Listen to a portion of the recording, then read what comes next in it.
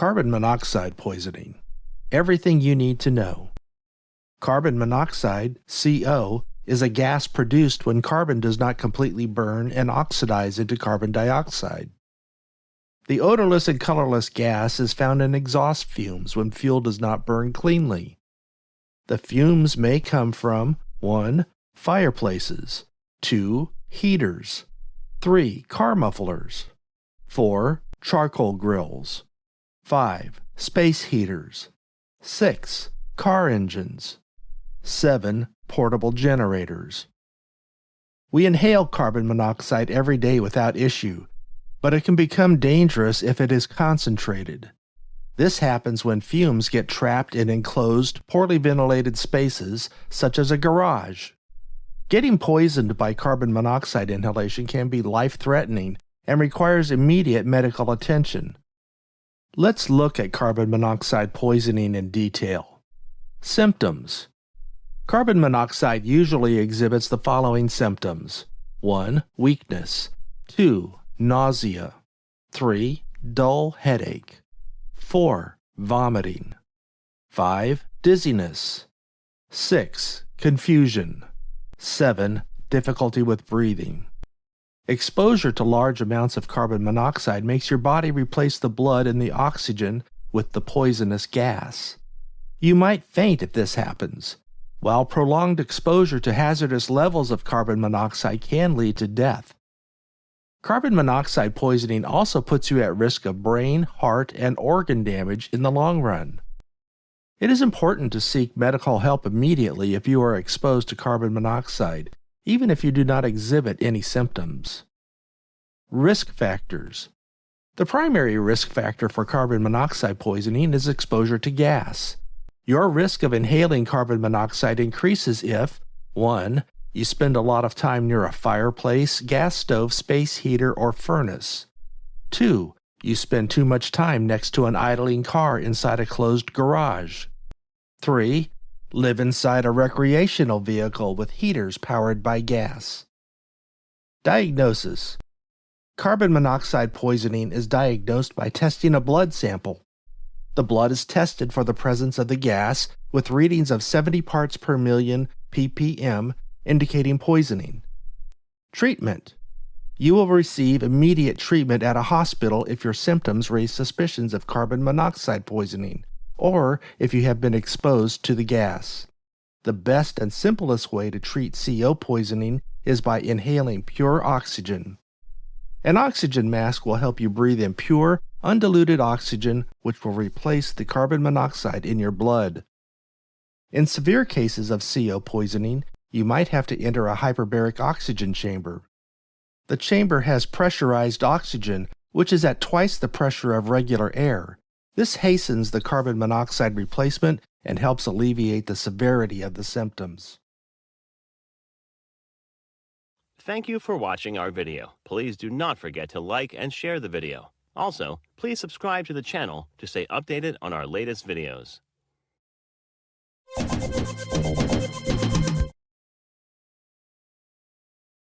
Carbon monoxide is a toxic, asphyxiating gas. Colorless and odorless, it can quickly kill.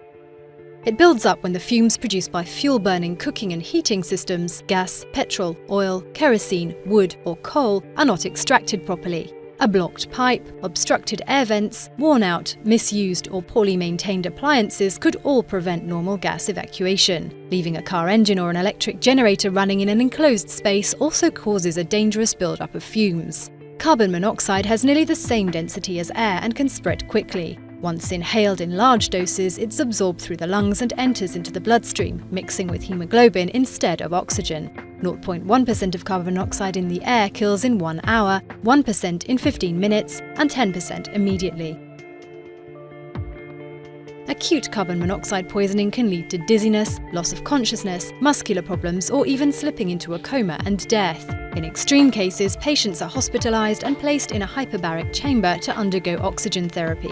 Chronic poisoning, which triggers symptoms like headaches, nausea, and confusion, can be hard to detect and can also lead to long-term heart and respiratory problems.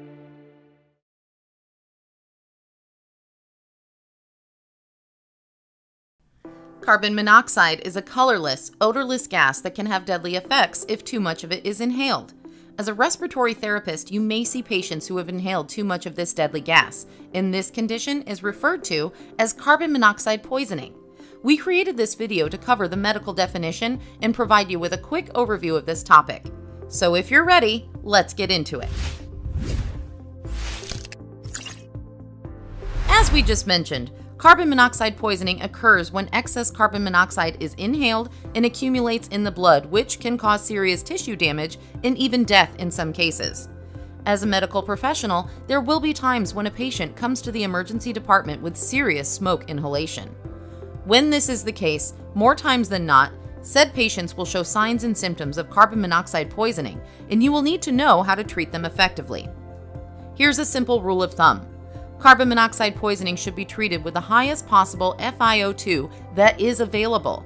Initially, a non-rebreathing mask can be used to administer up to 100% oxygen, but the goal should be to place the patient in a hyperbaric oxygen chamber as quickly as possible. If carbon monoxide poisoning is suspected, it's important to monitor the patient's oxygenation status. However, here's another important tidbit to remember. The patient's oxygenation should be analyzed with a CO oximeter instead of a pulse oximeter. That is because the affinity of carbon monoxide for hemoglobin is much higher than that of oxygen. Essentially, carbon monoxide binds to hemoglobin in red blood cells instead of oxygen, so it basically blocks the oxygen molecules from attaching where they normally would. This means that less oxygen is transported to the organs and tissues of the body, which explains why carbon monoxide poisoning can have such detrimental effects. We'll be breaking down this topic even further in future videos. Alright guys, that's it for this one. Thank you so much for watching. If you want to dive deeper and learn more about this topic, be sure to check out some of the other videos that we have here on our channel. Also, you can go to respiratorytherapyzone.com where we have a ton of free study guides, practice questions, and other resources that I think you will enjoy. I'll drop links to everything you need right below this video down in the description. And if you want to support the channel, be sure to drop a like on this video, and you might as well go ahead and click the subscribe button while you're down there. I would greatly appreciate it. That's it for this one. Have a blessed day, and as always, breathe easy, my friend.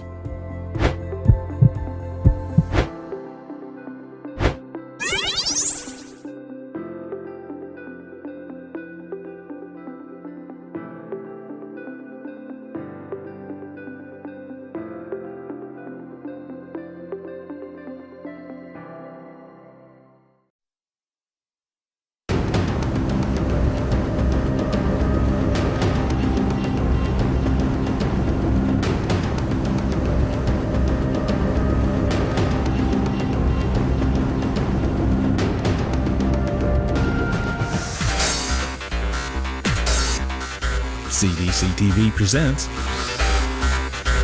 Health Matters.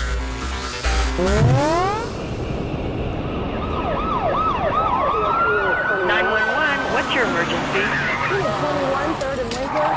Each year in the United States, approximately 20,000 people go to the emergency room for carbon monoxide poisoning. Carbon monoxide is a colorless, odorless gas. It's extremely poisonous and it can kill you in minutes if you're exposed to it. Nearly 500 people die from carbon monoxide poisoning. Fire and Rescue Captain Antonio Burden is a first responder and has been a victim of a CO leak in his home. It's a strange feeling. Once you start that, feeling dizzy, then you get a tremendous headache. You also start experiencing nausea, and that nausea can lead to other symptoms. In a really severe case of carbon monoxide poisoning, someone could lose consciousness or die within minutes. Hurricanes or severe storms can trigger power outages that last for days. Some people fire up a generator for power or a gas stove to heat their home, but fail to realize the danger. It's one thing to be cold, it's another thing to be seriously ill and need critical care. Never use your oven to heat your home. It could be a source of carbon monoxide for you. It's dangerous. Don't do it. Make sure that their appliances and heating devices are properly vented and maintained by a professional. Dangers from poorly maintained heating systems really are going to be the number one cause of carbon monoxide poisonings in the United States. CDC suggests that generators be placed outdoors. We recommend at least 25 feet away from your house. The best is as far away from your home as possible. So if your power cord is 50 feet, I would put my generator 50 feet away from my house if I was using it. There are actions to protect your family. CDC recommends that all homes have carbon monoxide detectors. I think it's a great investment. It's particularly important that you have carbon monoxide detectors near where people sleep at night. The worst location for a carbon monoxide detector is in the box without a battery. Most importantly, when you go to purchase a CO detector, make sure that it is specifically for carbon monoxide. The other important thing is that it's battery operated. If it is an AC operated detector, it's important that it also have a battery backup. Running your car in the garage, even with the garage door open, is not safe. If you have to get your car warmed up in the wintertime, make sure it's parked in the driveway well away from the house. Carbon monoxide makes people sick, it kills people, and it's completely preventable.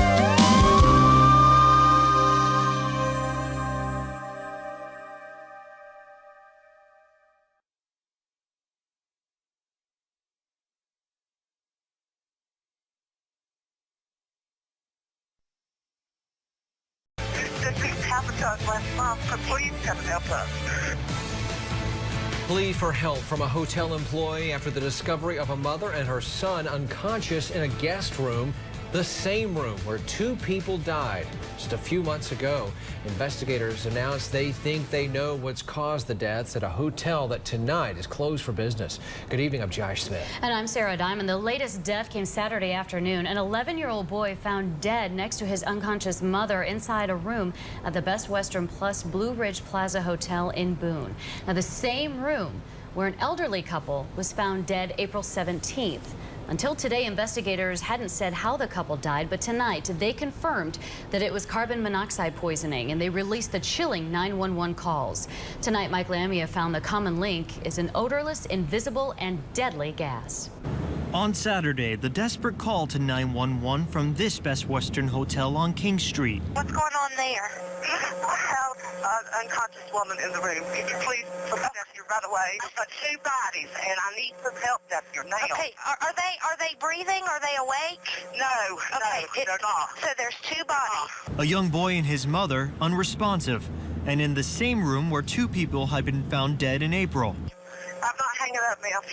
This happened to us last month, so please come and help us. Room 225, where Daryl and Shirley Jenkins fell asleep and never woke up. Cause of death in both cases was determined to be carbon monoxide toxicity. The cause of death learned by investigators on Sunday, the day after 11-year-old Jeffrey and his mother Jeannie Williams were allowed to sleep in the same room, a room found to have dangerously high levels of carbon monoxide. Do you think they're beyond any help? They're beyond help, I think, yes. A tragedy that has clearly gotten everyone's attention. This is a prime example of where I think changes to the code are appropriate. You know, it's unfortunate it may take a tragedy such as this to get that change made, but it's definitely something we need to look at. So what could be the source of the carbon monoxide? Investigators said the room is above a natural gas heater for the hotel's pool, so that's now considered a possible cause. The Best Western Plus Blue Ridge Plaza in Boone remains closed tonight. State investigators will be back in the hotel Wednesday. Josh. Mike, the boy who died, his mother survived. Any information on her tonight? She's actually in stable condition, and they're both from Rock Hill, South Carolina, by the way, but she is in stable condition tonight. The main question is why this mother and her child were allowed into this hotel room when only a few weeks ago the elderly couple was found dead. So that's the main question investigators are looking into tonight, Josh. And they'll be back there Wednesday again. Correct. Mike Lamia with us tonight. Thank you, Mike. We appreciate it. This video is sponsored by Mel Science. Science topics often pull us in, but our limit on what we know can make us lose interest. Science is about exploration, discovery, and asking questions. There's an element of childlike wonder in all of us that makes us ask, why? Sometimes the best way to know why is to find out with an experiment. This brings me to the sponsor of today's video, Mel Science. Mel Science creates monthly science boxes for children and teens which involve hands-on experiments, combined with VR and AR technologies. They have a variety of subjects in chemistry, biology, medicine, math, coding, and more. Mel Science's goal is to make science more accessible and shed the stereotype that science is boring, hard, or just for nerds. Mel Science goes the extra mile with their science kits. I was surprised to see that they had a pharmacy kit that came with high-quality labware that you wouldn't find in most kits. I was able to make my own fizzy tablets and do a compound identification test. In a separate chemistry kit, I made crystals from iodine vapors, which was pretty cool. You can use their app to follow along with each experiment. The directions are straightforward and easy to use. I had a lot of fun doing these experiments, and I think the kids in your life, or the kid in you, will enjoy them too. You can get 50% off the first month by clicking the link in the description. Check out Mel Science today. Most people don't think about carbon monoxide poisoning on a daily basis. The most common dangerous topics among the talking heads are murder, terrorism, drugs, poverty, and disease. Relative to the threats on your mortality, carbon monoxide poisoning is very low, with about 430 fatalities per year in the US. Yet, if you look to Hollywood, carbon monoxide poisoning is often represented in film. Despite its wide use in media, it's hardly understood. In this video, I'll be covering the dark science of carbon monoxide poisoning.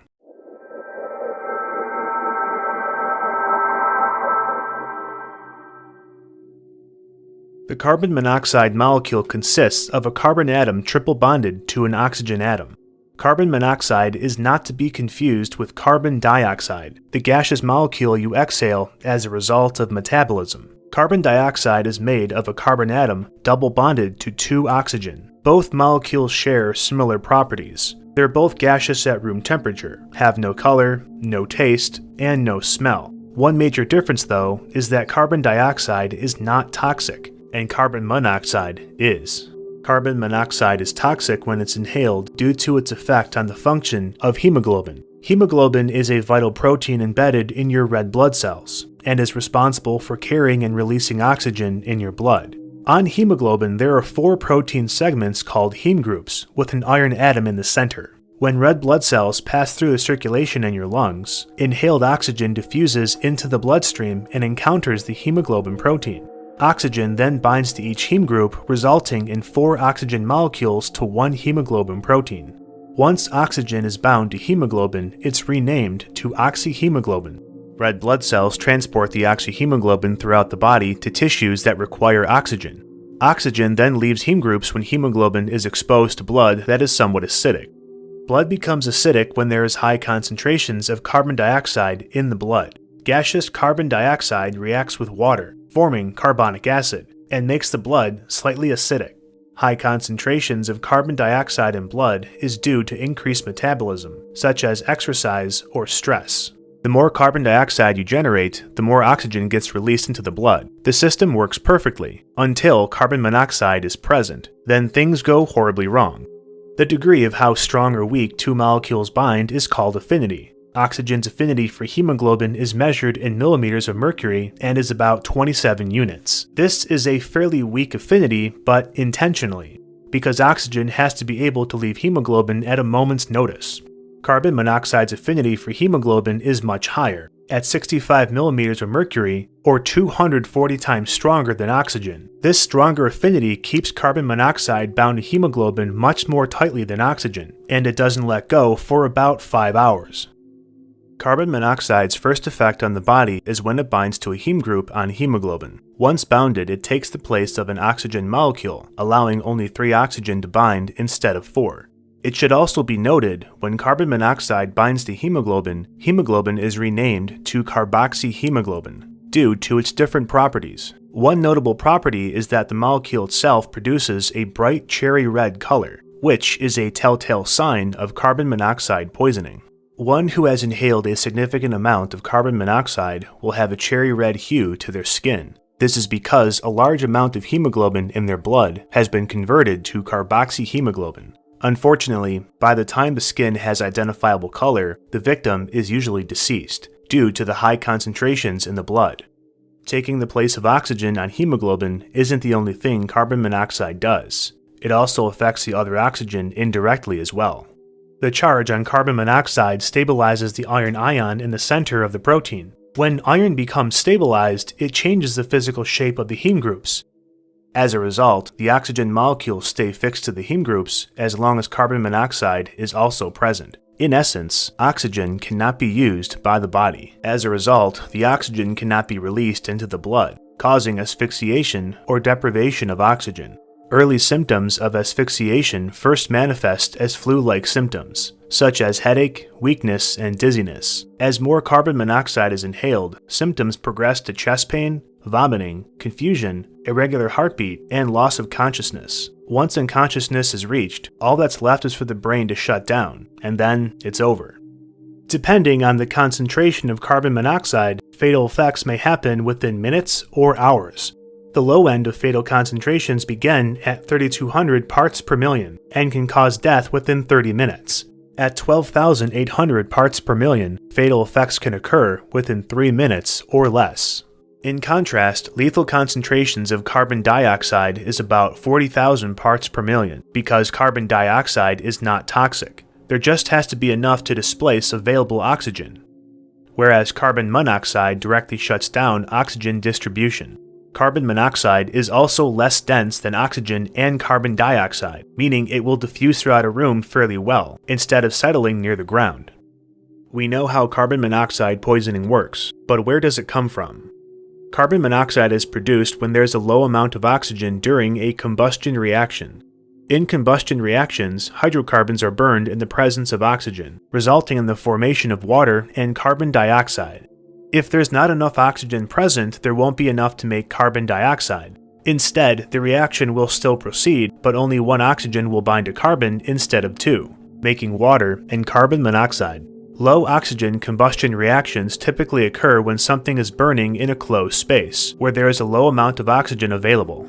The most common occurrence of this is an internal combustion engine being run in a closed space, such as a garage. Carbon monoxide can also occur in your own home, when furnace ventilation gets blocked, which is a common occurrence in the winter. Charcoal is also known to release significant amounts of carbon monoxide during its combustion, and was famously used as a means of by K-pop singer Chung Young. There is another occurrence of carbon monoxide poisoning in everyday life that millions of people partake in: smoking.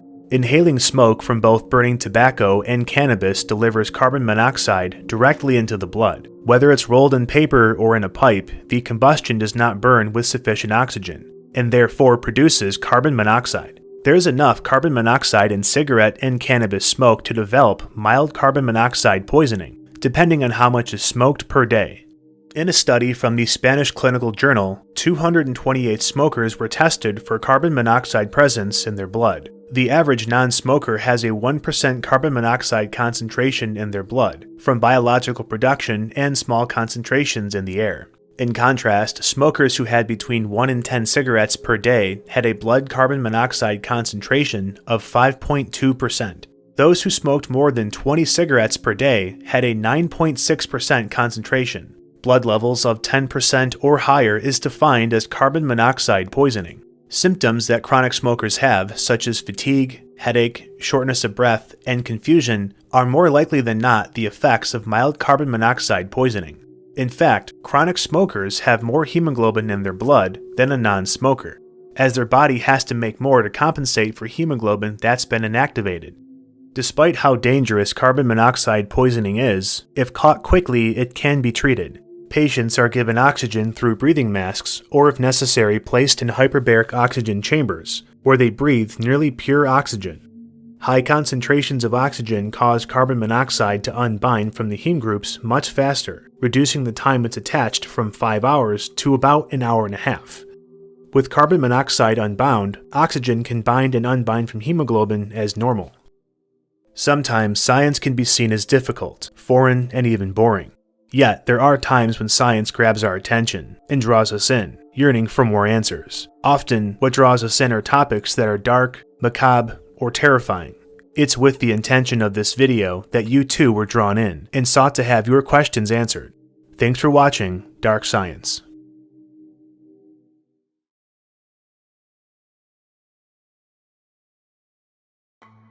Carbon monoxide poisoning is when an odorless, colorless gas builds up in your bloodstream. If poisoned by carbon monoxide, it can lead to serious tissue damage or death.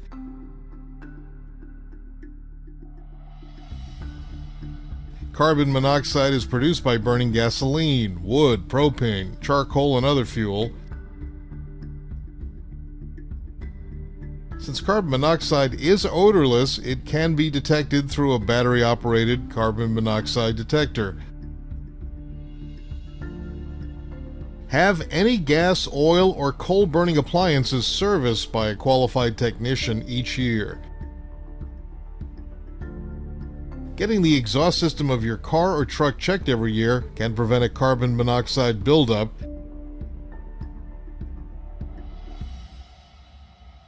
Never use a generator inside your home or garage, even if doors and windows are open. Symptoms of carbon monoxide poisoning are often described as flu-like.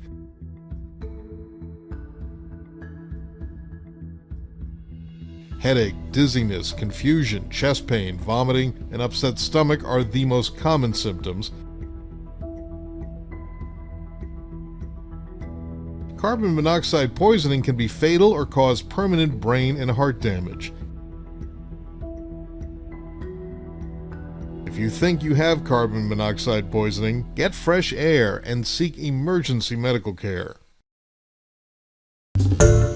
Hi everyone, George Stephanopoulos here. Thanks for checking out the ABC News YouTube channel. If you'd like to get more videos, show highlights, and watch live event coverage, click on the right over here to subscribe to our channel, and don't forget to download the ABC News app for breaking news alerts. Thanks for watching. Howard, we are pushing for more information about what appears to be a deadly carbon monoxide poisoning in Montgomery County. One man died and another person was rushed to the hospital last night. Firefighters say they found a generator running inside of that home in Rockville. And while it's not clear if the house had working CO detectors, WUSA 9's Michael Quander has 3 things you need to know right now about that lethal gas. Yeah, let's get right into it. The first thing you need to know about carbon monoxide is that it's sometimes called the silent killer. And that's because this poisonous gas has no smell, no color, and no taste to it. Now, here's how it works. Basically, the chemicals make it tough for your blood to carry oxygen. And according to Montgomery County, more than 500 people die from it every year across the country.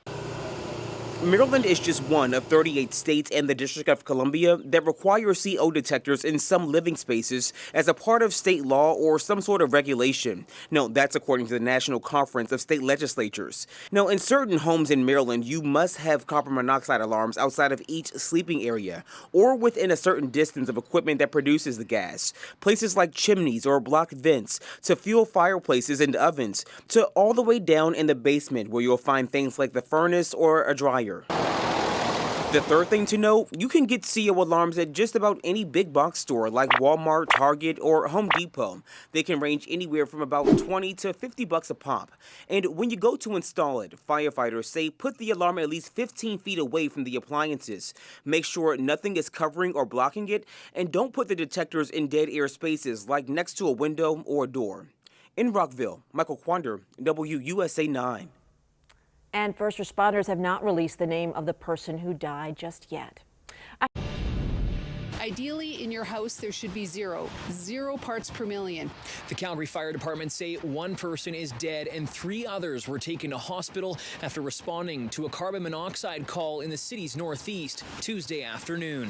CFD's public information officer Carol Hankey tells City News EMS and fire crews were dispatched to this home on Taradale Drive northeast for reports of an unresponsive male in his 50s in the basement of the home. When EMS arrived, they entered first, and they have carbon monoxide detectors on them that immediately went into alarm, so they backed out because they do not have self-contained breathing apparatus to protect them in that type of environment. Hankey says that fire crews went into the home and down to the basement, and their monitors alerted them that there were over 270 parts per million in the furnace room where the deceased was found. She adds that the 3 people transported to hospital are also said to be in stable condition. Hankey reminding Calgarians about the danger layers of carbon monoxide. It's colorless, odorless, there is no smell, so you don't know it's there unless you have a working carbon monoxide alarm. The investigation remains ongoing. In Calgary, Jaden Wozni, City News. Indiana. One person is dead and 6 others are recovering in Lexington, Indiana. Police are not sure what's exactly happened there, but they say carbon monoxide poisoning could be a factor. Deputies were called to a home on Charlestown Road early this morning. They were told that a gasoline-powered generator was being used inside and that the home did not have proper ventilation. The coroner's office says 51-year-old Terry Hart died. 4 people went to the hospital, including 2 children and a 3-month-old. 2 other adults were treated at the scene. Police are saying tonight there are no signs of foul play. In fact, they say they are investigating it as a death investigation, not a criminal investigation. We'll turn to power generators during these difficult times. They can create dangerous living conditions quickly when not used properly. A family is counting their blessings after carbon monoxide exposure at a local apartment complex. Houston firefighters say a woman died and several others were hospitalized from the carbon monoxide. KPRC2's Corley Peel is live outside the Vintage Apartments off 43rd Street with how this all stemmed from a generator. Corley. Andy, I spoke with the manager at this apartment complex, and he tells me someone used a generator inside their apartment. And I spoke with a woman who says she and her sons were exposed to carbon monoxide for 6 hours before they were rushed to the hospital. Amanda Mata is still shaking after her near-death experience with carbon monoxide. I thought it was something that we ate. Mata says she and her 3 young boys woke up to firefighters banging on her door. He came in.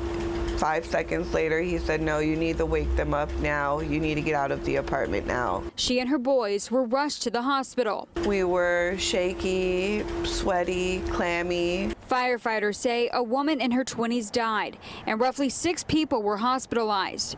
The apartment manager tells me the woman was staying in the unit with 4 to 5 other people. This generator was found inside their closet with the door shut. He says the generator was used after power went out during Wednesday's storm. Mata lives right behind that unit and says she is grateful her family is okay. I heard from 10 people that day, including medical personnel, that we were lucky to be alive, that we were lucky not to be found in critical condition or deceased. She and her son still have a long road to recovery. And doctors told Amanda Mata that she and her sons will have to go to the doctor frequently over the next year just to make sure that they are okay. I also spoke with Chief Pena with HFD, and he wants to remind people to never use generators inside your home. Those remain outside 20 feet away from anything. Andy? You mentioned the exposure for 6 hours, Corley. Did the apartments provide other living arrangements for residents when the power went out? So the apartment manager here, he told me that not all of the units had power outages after that storm. Only a handful did. And those that did lose power were offered hotel arrangements. Now, I am told from residents that live here that there was no carbon monoxide alarms. But one resident actually went out and bought those alarms for people in the building that were exposed to carbon monoxide. Life-saving devices, no doubt. Corley Peel live for us tonight. Thank you. She was my best friend. I loved her dearly. Simone Stewart is heartbroken. It's made me sick. I was up all night. Stewart says she couldn't sleep after finding out her neighbors were poisoned by carbon monoxide inside their Port St. Lucie home. I didn't know what was going on, and I cried. Police responded to the couple's home on Southwest Scodella Terrace on Sunday morning. Officers say a neighbor called 911 after seeing 85-year-old William Gansey on the floor. Police found Gansey unconscious but still breathing. Unfortunately, his 82-year-old wife, Kathleen, did not survive. Authorities say they found a car running in the garage and believe this could have led to carbon monoxide spreading into the home. Police Chief Richard Del Toro says these types of instances can be prevented by being alert. Carbon monoxide is a silent killer. You really just don't know. And these cars are so quiet nowadays. And, you shut your garage door, you think your car's off, and next thing you know. So it's just something we got to be aware of. Captain Andres Elizondo with St. Lucie County Fire District agrees. It's a matter of life and death. He says the best way to protect yourself is to install carbon monoxide detectors and alarms throughout your home. If not taken seriously and if not prevented properly, then obviously disasters can occur. Tyler Hatfield, WPTV News. News in San Francisco, where firefighters are trying to figure out what caused a carbon monoxide outbreak that killed one person and sickened several others. Sky 7 over the scene in Bernal Heights when first responders were there before dawn. And this midday, we're learning they may have a lead on what went wrong. ABC 7 News reporter Matt Keller live for us near Moultrie Street and Eugenia Avenue. Matt. Reggie, PG&E just wrapping up here at the scene. Firefighters have cleared this home. They say carbon monoxide levels are at zero. The people who live upstairs are back inside their home this midday, but this is obviously a morning they will never forget. Carbon monoxide is called the silent killer, but it was a loud detector that may have saved several lives this morning. It was going off at this home on Moultrie Street in the Bernal Heights neighborhood in San Francisco just before 4:30 this morning. One of the 4 people living in the upstairs unit called 911. They were evacuated and treated by paramedics at the scene. They were okay, but downstairs, where an elderly couple lives, firefighters heard a television, but no one answered the door. So we forced entry into the building, where we immediately located an elderly female unconscious near the front door.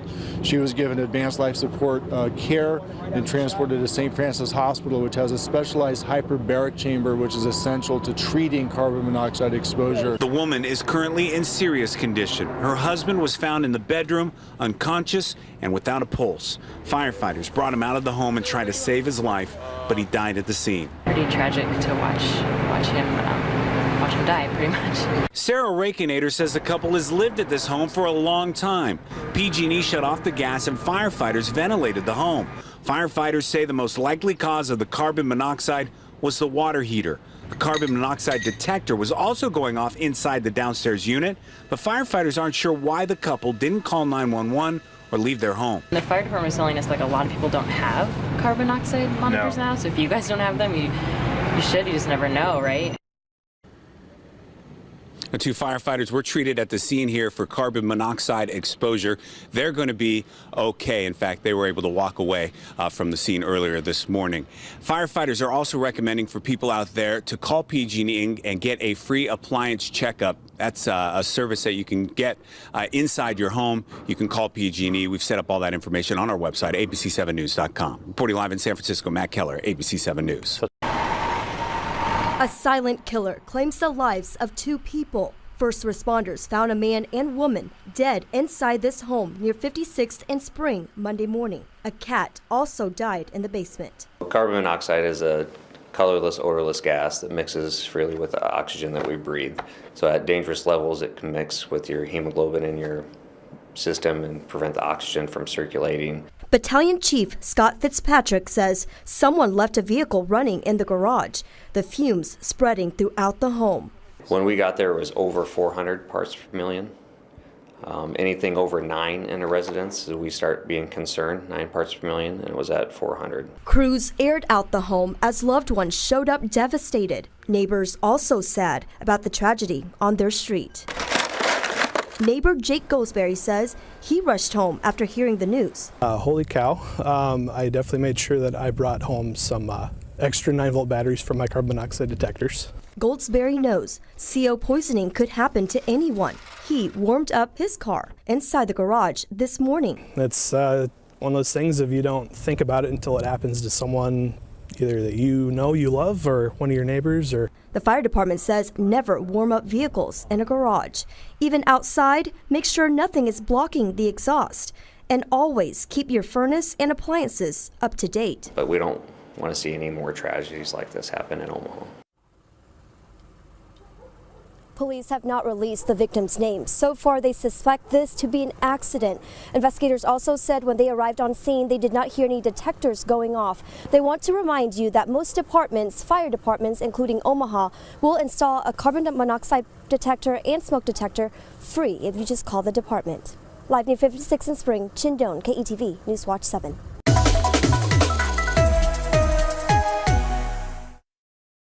Update now to a triple death investigation in Grand Rapids South Side. County records show 2 women and a baby died from carbon monoxide poisoning after their bodies were found in a car earlier this month. 13 on your side's Carla Byron joins us now live from the newsroom. Carla, their manner of death was also revealed, correct?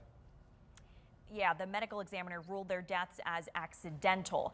Police released the victims' names last week: 78-year-old Ruby Roberts, 60-year-old Ellie Mae Brown, and 4-month-old Zadai Ashford of Grand Rapids. According to the victims' death certificates, their place of injury was a driveway, and their actual time of death is unknown. The approximate interval of time between the onset of carbon monoxide exposure and death was minutes to hours.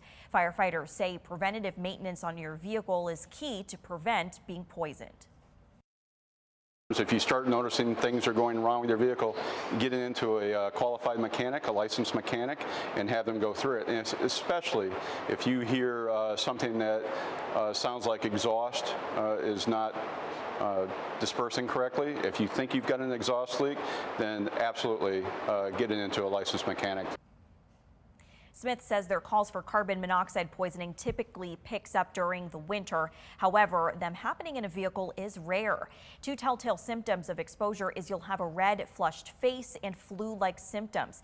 If you're concerned about poisoning, you can also buy a detector.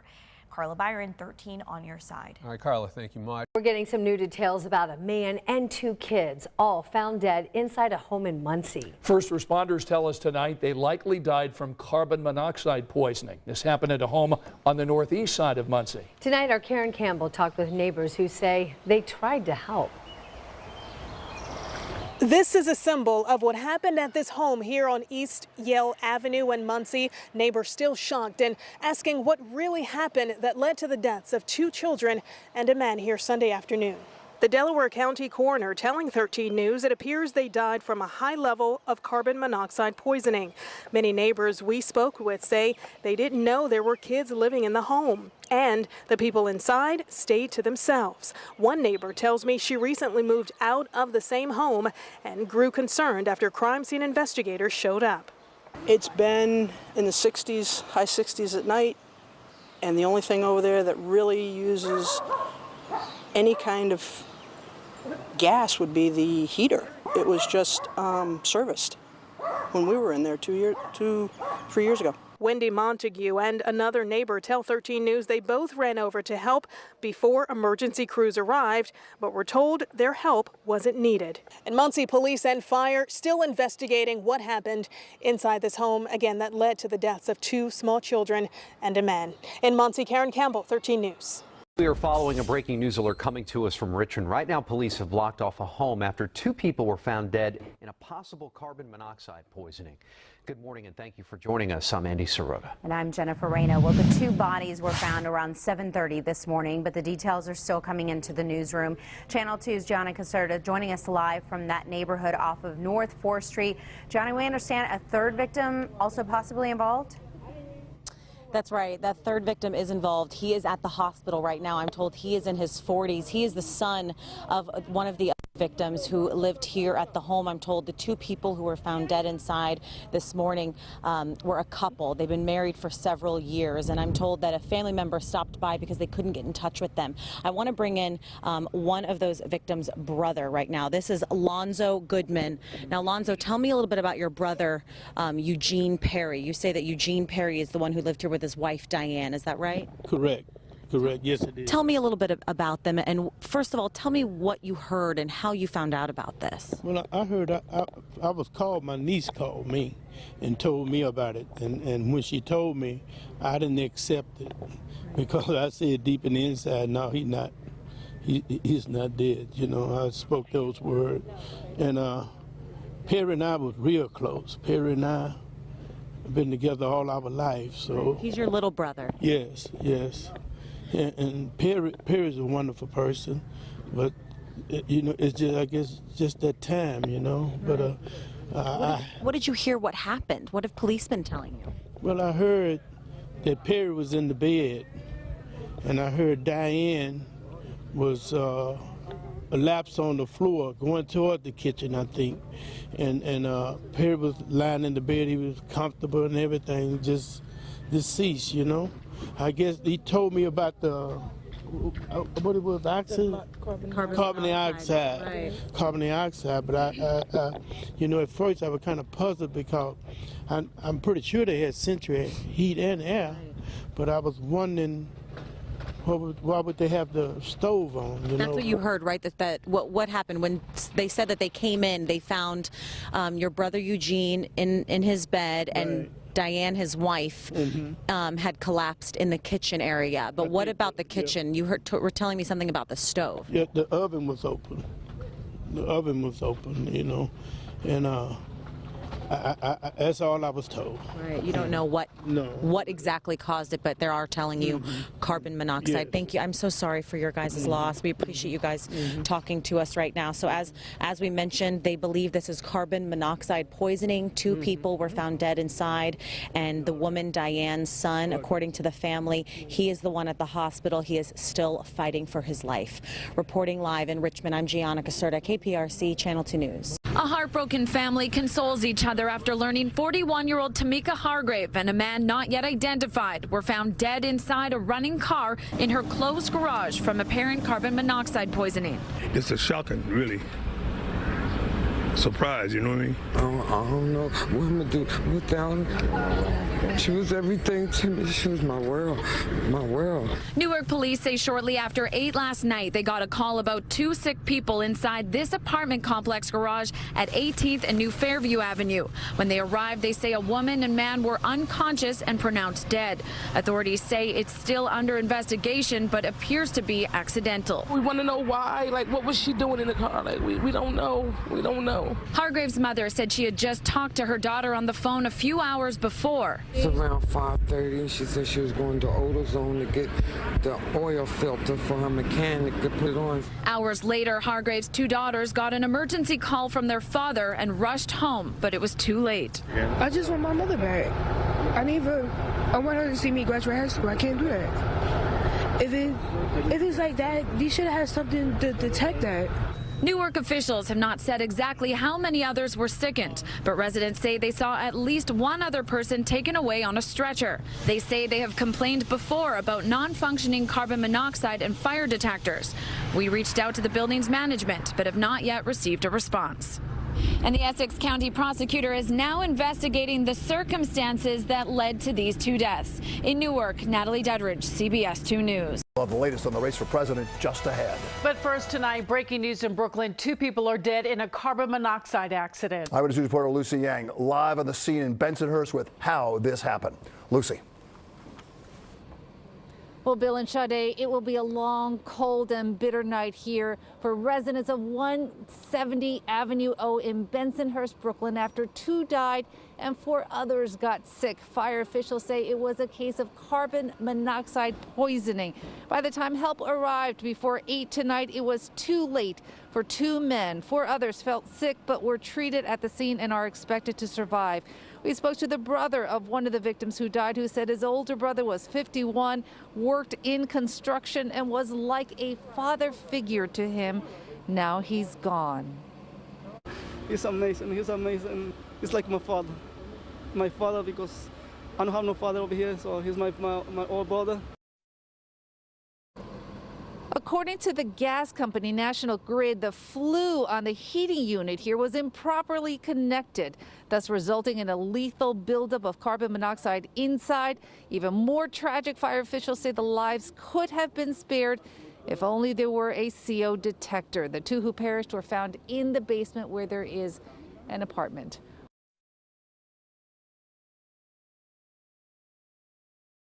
Tonight, Mexican officials are investigating after 3 Americans died in an Airbnb. One of them had just called her boyfriend to say she wasn't feeling well. CBS 8's Jenny Day is on the story for us tonight, keeping tabs on the investigation and talking with family members. Jenny, a tough time for them. Yeah, good evening. 3 families are now deeply grieving and navigating an agonizing investigation with officials abroad in Mexico City. Now, authorities right now are pointing to carbon monoxide poisoning, but the official cause remains unknown. Autopsies have been performed. One woman who died had apparently called her boyfriend, saying that she was throwing up and that her legs felt numb. That call dropped, and he's never heard from her again. He contacted the Airbnb host, who then found all 3 Americans dead inside. She wanted to do big things in life, and from afar, I followed her from afar, and I stood back and I observed my daughter. I saw the thing that she was doing, and she was on her way. Hearing from, his students telling us how much they loved him and how much he meant to them, that's made, us just feel, great, and so proud of him. The victims have been identified as 28-year-old Candace Florence, 28-year-old Jordan Marshall, both from Virginia Beach, and 28-year-old Cortez Hall, who was a teacher in New Orleans. The trio had been traveling to experience the Mexican culture during Dia de los Muertos. Now, that specific Airbnb listing has been pulled from the site. Mexico only encourages landlords to install carbon monoxide detectors, but they are not mandatory. Reporting live in studio, Jenny Day, CBS 8. Thanks, Jenny. Developing tonight, an adult and 2 teens are dead after deputies say a generator was used inside their Orange County home. Mayor Teresa Jacobs just spoke about the tragic accidents minutes ago. News 6's Amanda Castro joins us now live from the Emergency Operations Center. And Amanda, the mayor says she feels terrible about this, and she feels they could have done more to prevent this from happening. Yes, Ginger, she just spoke here just a few minutes ago. She said that she feels like she failed this family by not educating the community enough about the dangers of generators. That's why she's really pushing this message on how to safely use them. This as neighbors are still coming to grips with those lives lost. That family was the most wonderful family. I just don't understand. Neighbors too upset to speak on camera, remembering the family who lived in this house. Deputies say multiple generations were staying there without power after Hurricane Irma, running a generator somewhere inside the home when someone called 911 yesterday afternoon about a possible carbon monoxide poisoning. They worked so hard to revive my neighbors, but some they revived and some they couldn't revive. Deputies identified the victims as 13-year-old Jan LeBron Diaz, 16-year-old Kiara LeBron Diaz, and 34-year-old Desiree Diaz Molina. The mom was the most wonderful mother in the world. She was the greatest neighbor that anybody could have. 4 other family members were sent to the hospital. They're expected to be okay. Praise God. Thank you, Jesus. We have been praying. We did not sleep all night because we love them so much. Friends of the victims stopping by the house to leave flowers, balloons, and light candles to remember the lives lost. Orange County Mayor Teresa Jacobs calling this a tragic accident. It breaks my heart, and I'll be honest with you, to me it feels like a failure.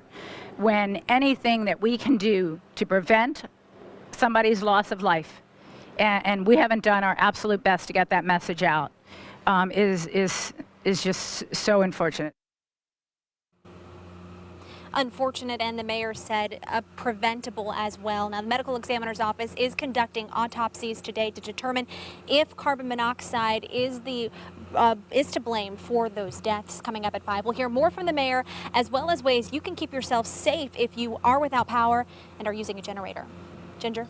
Amanda Castro reporting live. Amanda, thank you. Now, 5 people have been killed by carbon monoxide poisoning in Lake Charles. And police say they were all inside of a home that had a generator in the garage. The door was open, allowing the deadly fumes to get inside the house. And even more carbon monoxide deaths over in Port Arthur. That's just outside of Beaumont. At least 3 people were killed and nearly 24 others have now been hospitalized. Roseanne Aragon is live on the scene, and Roseanne, a child is among those hospitalized tonight. Sadly, yes, this has been such an issue that the city and police have issued reminders to people about how to properly use portable generators. Just behind me, 3 people were found dead. We spoke with one of the victims' bosses, who says they are devastated and now trying to figure out what to do. On top of destruction, loss of life. The city of Port Arthur says 3 people have died as a result of possible carbon monoxide poisoning. The city confirmed 3 shrimpers were found dead in this business in the 700 block of 9th Street. A generator was used inside. Officials said the shrimpers were seeking shelter. What happened to me? Too nice, too sweet. Marianne Wynn and her husband Keem own Lovely Mother Shrimp Boat. They say it was one of their crew members who died, Chow Wynn, who spent his life catching shrimp. His boss was devastated. He helped me a lot. My crew, every crew on my boat, he helped me, but he the ones, trying to contact with me the best. 6 were hospitalized, officials said. Marianne had just helped Chow get health insurance. I hope I can find out where his family, how many people live in the United States. Carbon monoxide is a silent killer. Port Arthur police now issuing this warning to keep generators outside and away from the home or business. The city of Port Arthur stated more than 22 people, including 1 child flown to Texas Children's Hospital, have been transported to local hospitals with possible carbon monoxide poisoning due to the use of portable generators. And the couple tells me the 2 others who died were also shrimpers and friends of Chow Wynn. They are now looking for his family. Anyone who has information on that can give them a call. We have that number on our website, clicktohouston.com. The city is also urging residents to be informed about how to properly use portable generators. Reporting live from Port Arthur, Roseanne Aragon, KPRC, Channel 2 News. Let's talk.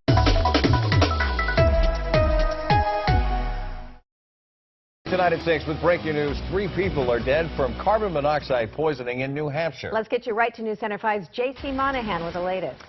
Ed and Heather, the victims are 3 adults. The 2 men and a woman were found unresponsive at 5 Center Circle in Plastow, New Hampshire at 11:30 this morning after the fire department was called for a well-being check. A 4th person was found alive and was taken to Mass General Hospital.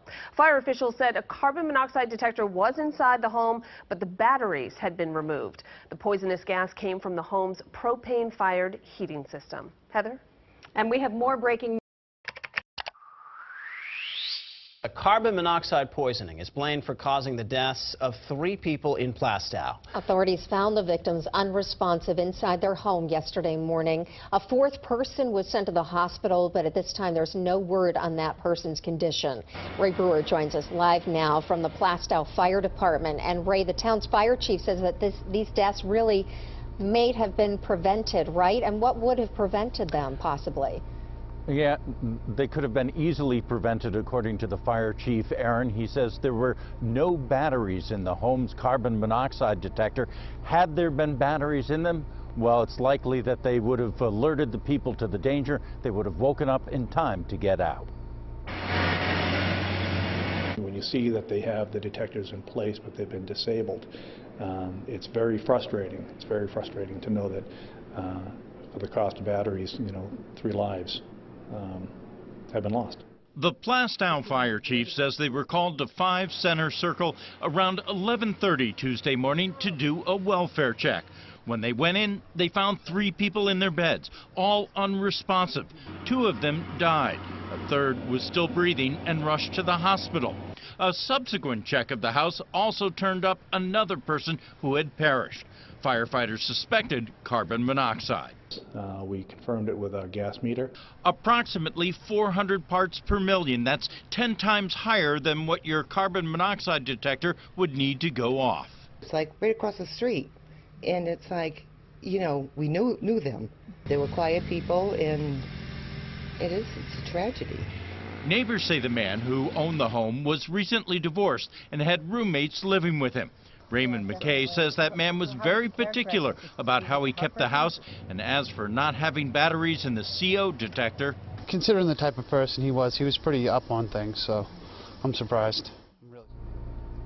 The fire chief says he hopes this tragedy serves as a reminder to people to make sure their carbon monoxide detectors are working, and also get your heating system checked on a regular basis. The fire chief was able to trace this tragedy to a vent pipe that had broken loose. Reporting live in Plastow, Ray Brewer, WMUR News 9. We start with breaking news. Tragedy after the storm. 3 people are dead due to a carbon monoxide poisoning. 6 others have been taken to the hospital. Those 6 have been taken to the medical center of Southeast Texas. This info coming from Justice of the Peace Brad Burnett. It happened at Vita Vin Game Room in Port Arthur. That's near Montgomery Park.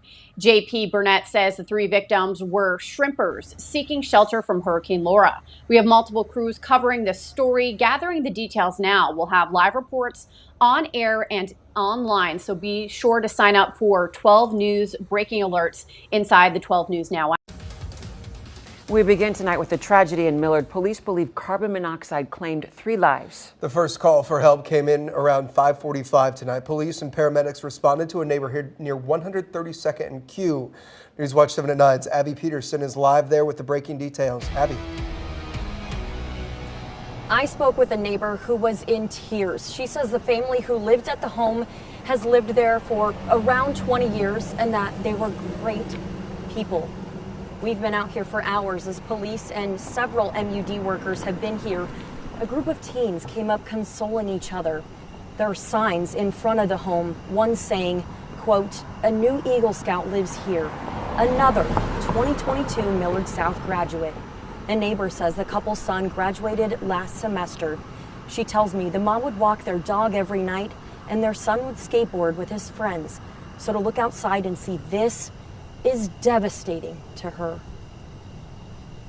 It's a family gone. I didn't even know him that well, but my heart is just breaking. Police say they have not found anything suspicious. None of the homes surrounding were evacuated, and we still have not learned those names or ages from police. Reporting live, Abby Peterson, KETV, Newswatch 7 at 9.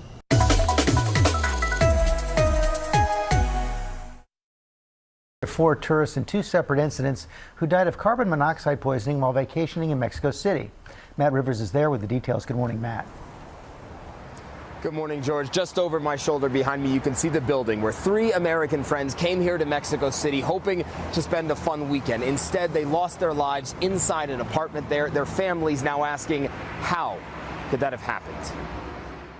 This morning, the families of 4 tourists killed by carbon monoxide poisoning in 2 different Mexico City vacation rentals demanding answers. This can't happen anymore. Authorities say Americans Candace Florence, Jordan Marshall, and Cortez Hall were all found dead in their Airbnb rental on October 30th. Florence's family telling ABC News they were in town to join Day of the Dead celebrations. She just loved being in the presence of other people and just feeling how they live. They say the 28-year-old spoke to her boyfriend on the phone that day and told him she wasn't feeling well. She said, I was vomiting and dizzy and my legs are wobbly. Authorities say they arrived at the scene to find the bodies of the 3 friends, all dead from carbon monoxide poisoning. Airbnb suspending the listing and canceling upcoming reservations, telling ABC News, quote, "Our priority now is to provide support to those affected while the authorities investigate what happened, and we are available to cooperate with the investigation in any way we can." But that same weekend, just a few miles away, another death from carbon monoxide. 29-year-old Angelica Arce was staying in a non-Airbnb vacation rental with her siblings, Andrea and Marco, when they started to feel sick. Vomited, actually. And I felt really dizzy. Andrea and Marco telling our San Diego affiliate KGTV that Angelica was treated for heat exhaustion at the hospital and went back to the rental to sleep. But a few hours later, Marco found her lifeless. I lifted her hair and she was all purple. I was very scared. These deaths just the latest in a disturbing trend among vacationers. In May, 3 U.S. tourists were killed by carbon monoxide poisoning at a sandals resort in the Bahamas. Not all rental companies mandate that their properties have functioning carbon monoxide detectors. The victims' families now calling for more regulation. We will fight to make sure that mandates are implemented so no other family has to deal with this type of brokenness and heartache. And you have to wonder how a simple detector like this, which I actually bought not far from here, I actually take it with me on some of my personal and professional trips to try and stay safe. How is something like this not mandatory here in Mexico City? That is the question that these families are now asking. Guys. Cannot blame them for that, and we were thinking of those families, Matt. Thank you. Well, hey Hey there, GMA fans. Robin Roberts here. Thanks for checking out our YouTube channel. Lots of great stuff here. So go on, click the subscribe button right over here to get more of awesome videos and content from GMA every day, anytime. We thank you for watching, and we'll see you in the morning on GMA. Died in a suspected carbon monoxide poisoning in Oxon Hill in Prince George's County. Yeah, right now investigators are taking steps to make sure that everybody else is safe. ABC 2 News' Cherie Johnson's here with new information. Cherie, what can you tell us? It's so sad. Investigators say it's just important to get the word out and inform people. Today, Prince George's County firefighters will go door to door in the Oxon Hill neighborhood to check for working smoke alarms. Investigators also plan to answer neighbors' questions about the deadly gas carbon monoxide. This comes after 5 people died of suspected carbon monoxide poisoning in the 500 block of Shelby Drive in Oxon Hill. The homeowners, 56-year-old Oscar Chavez, died along with his wife, 44-year-old Sonia. Now, Sonia's sister, Nora Liba, and 2 men rented rooms in that house. They also died. Marvin Chavez went to the home around 10 o'clock yesterday morning to check on his father and stepmother, who was home recovering from back surgery. When no one answered the door, he knew that something was wrong. He went inside the home, and that's when he says he found the bodies. Authorities say carbon monoxide levels inside that home were at a highly dangerous and lethal level. I got in the house, he says, walked through and found the body of my father and then my stepmother. Everybody inside was dead. My mother was a hard-working woman. She worked in the bakery at Giant, she says, originally from El Salvador. Authorities say autopsies are needed to confirm the cause of death, but it appears a detached and rusted out furnace exhaust system is to blame. Cherie Johnson, ABC 2 News. 5 young men have been found dead in a motel room in South Florida, and authorities believe all 5 died from carbon monoxide poisoning. There's no signs of trauma. There's no signs of foul play. Investigators say a motel employee called 911 after looking through a window and seeing several of the men unconscious. When rescuers arrived, they confirmed that all 5 occupants indeed were dead. Police say a car was found running in a closed garage below, and they found a door leading to a staircase up to the room had been left open. They left the engine running, the garage door closed.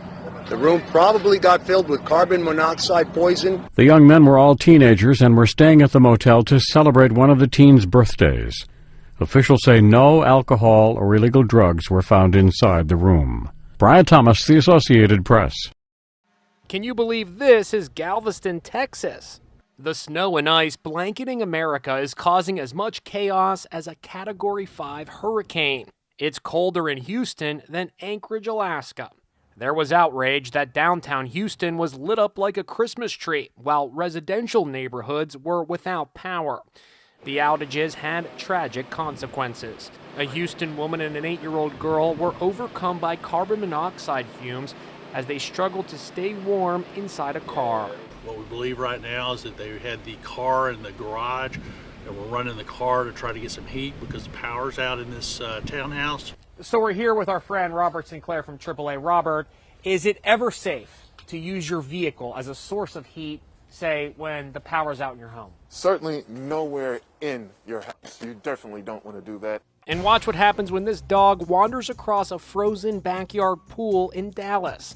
When owner Dan Holmes tries to rescue her, he falls in too. Luckily, both Dan and his dog Christy got out of the freezing pool okay. I was petrified. I didn't know really what to do. But then I thought, I got to go out there. She's in the middle of the pool. I have no choice. I have to get in there because she slips underneath that ice, she's gone. This guy actually slept all night outside in Dallas in freezing temperatures to draw attention to the plight of the homeless. I got a feel, an inkling, just a little feel for what people must go through that have no place to go. And it's unfathomable.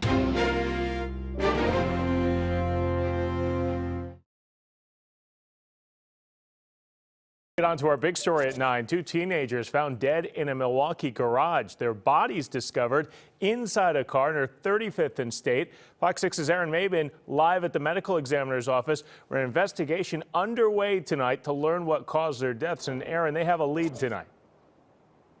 Yeah, Ben, tonight the medical examiner's office is looking into accidental carbon monoxide poisoning as the cause, as family members of the two victims are heartbroken and shocked.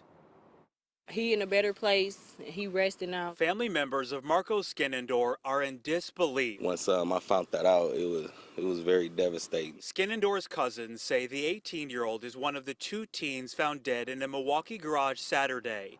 He and a 16-year-old boy found unresponsive inside a car in this garage near 35th and State. I heard it was his friend, but, you know, condolences to his family as well. The medical examiner's office is investigating this as a probable accidental carbon monoxide poisoning. His cousins are not certain what the teens were doing in the garage before they died. Probably just talking and fell asleep. Fell asleep and didn't wake up. Brianna G. will miss her younger cousin. I'm trying to stay strong. I cry my little tears here and there. She and other family won't forget the life he lived. All of us are a strong family, so we definitely get through this situation, though. Yeah, tough day for that family. The identity of the 16-year-old who died has not yet been released, and authorities say that foul play is not suspected. Reporting outside the medical examiner's office here in Milwaukee, Aaron Mabin, Fox 6 News. What a terrible tragedy. Aaron, thank you.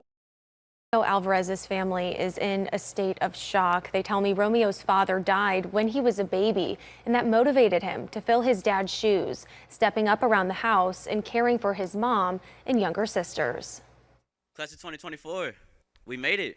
With his favorite superhero suit under his cap and gown, 18-year-old Romeo Alvarez embodied Spider-Man as he spoke at Dobson High School's graduation in May, giving a special shout-out to his mom. I always strive to be the best at everything I do, and that's due to her always pushing me to give everything 130%. Romeo's family says he had top grades in his class and earned his EMT certification while in high school. They say he got a full-ride scholarship to ASU and recently moved into a dorm. He was well on his way to achieve more of his big dreams. Anything he did, he set himself to a high standard. Elian Castañeda tells me Romeo was his cousin, but they grew up like brothers. Although Elian is older, he looked up to Romeo, admiring his drive and ambition. Anybody that he came across, he left a very bright and inspirational impact. Family members say on Sunday, everyone was together celebrating Romeo's mother's birthday. Later that night, he went to a friend's house, but never came home.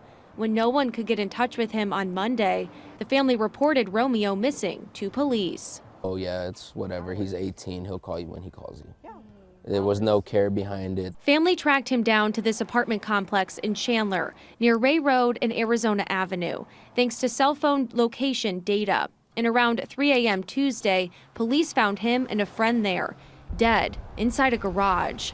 Family says they died from accidental carbon monoxide poisoning. They were in that garage for, who knows how long, car on and hanging out, listening to music, and time goes by quick, and not having no air, windows up maybe, who knows, I have no idea. Lots of questions remain as detectives investigate what happened.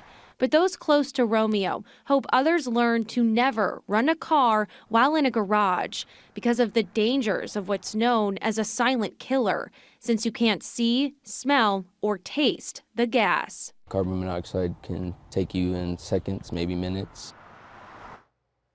A GoFundMe page has been set up to help with Romeo's funeral expenses. We have a link to that on our website, easyfamily.com. A memo sent out to Chandler High School families today identifies 17-year-old Marcus Lee as the other person who died from accidental carbon monoxide poisoning. Police confirm his family reported him missing on Monday as well, before the teens were found yesterday. Back to you. Gosh, such a successful young man at a young age. Michaela, thanks for that. Carbon monoxide killed 8 people at a home in Princess Anne, Maryland. The bodies were discovered yesterday, and Chip Reed reports tonight the family seems to have made a tragic mistake. This hurts. It hurts. It hurts me. The grief was indescribable Monday night after Bonnie Edwards learned that her 36-year-old son Rodney Todd and all 7 of his children, ages 6 to 15, had died here in their home. The cause? Accidental poisoning by carbon monoxide that came from a generator Todd had bought to keep his children warm after their power had been cut off. Today, friends and neighbors left flowers and stuffed animals on the doorstep. Around back, past the police tape, were bicycles and toy cars. So I just want America to know that he was a great father. Like, he went beyond the call of duty for these kids. Sarah Hardy was a close friend of the family. She says Todd, who was divorced, had full custody of the children and worked full time. He often needed help taking care of the kids. Yeah, he made probably a crazy mistake by putting a generator on the inside of the house, but when you're thinking about your kids in the cold, all you think about is getting them warm. According to the Centers for Disease Control and Prevention, unintentional exposure to carbon monoxide caused an average of 430 deaths a year nationwide between 1999 and 2010. Rodney Todd's family was last seen alive the weekend of March 28th, when the low temperature was 26 degrees. Today, Delmarva Power said just 3 days earlier the company had discovered a stolen electric meter was being used at the home and disconnected the illegally connected meter for safety reasons. One of the many mysteries of this tragedy, Scott, is that in the past, Rodney Todd has applied for assistance from a local community service program to help pay his utility bills. But this year, he did not even apply. And by the way, what you see behind me, Scott, is a group of local Boy Scouts putting a tarp over that makeshift memorial to protect it from the rain. Chip Reed reporting for us tonight. Chip, thank you. An autopsy report says that 3 Camp Lejeune Marines found dead inside of a car this summer died as a result of carbon monoxide poisoning. So Pender County deputies found their bodies in July at a gas station on US 17 in Hampstead. A new report says the privately owned car was rigged in an unsafe way and led to exhaust being released under the passenger cabin and not the rear bumper. One of the Marines had a 23% concentration of carbon monoxide in their blood. Glad to have you with us tonight. I'm Matt Austin. The latest death, a 9-year-old boy killed by carbon monoxide poisoning from a generator. Our team coverage of the storm begins with News 6 anchor Eric Von Anken. He's live in Daytona Beach. So, Eric, the fumes made a whole family sick. Matt, the father was knocked unconscious. He's in critical condition at the hospital right now. Mom was dazed. Both young boys were affected by this. One survived. The other one, who died from this, was sleeping in the back bedroom of this house, the same room where a generator was running. La puerta estaba cerrada. Cerrada. The landlord explains the door was closed. Police also say it was insulated using bed sheets. You can see the generator on the floor of the bedroom right next to the bed where the 9-year-old boy was sleeping. Neighbors tell us they had no idea. If we, or me or him or anybody else in this neighborhood had seen any kind of cords or anything going on in that house, we would have probably broke the door down and told them. Police say the makeshift insulation, the bed sheets, effectively trapped the generator fumes, the deadly, odorless, colorless carbon monoxide inside the home, sickening all 4 family members, killing one of them. Jose Barrios, according to police. A family friend gave us this picture of him. His parents, where's his mom and his one dad? One is on bed, he's unconscious, and the other one has a terrible headache. She's like, she has no sense.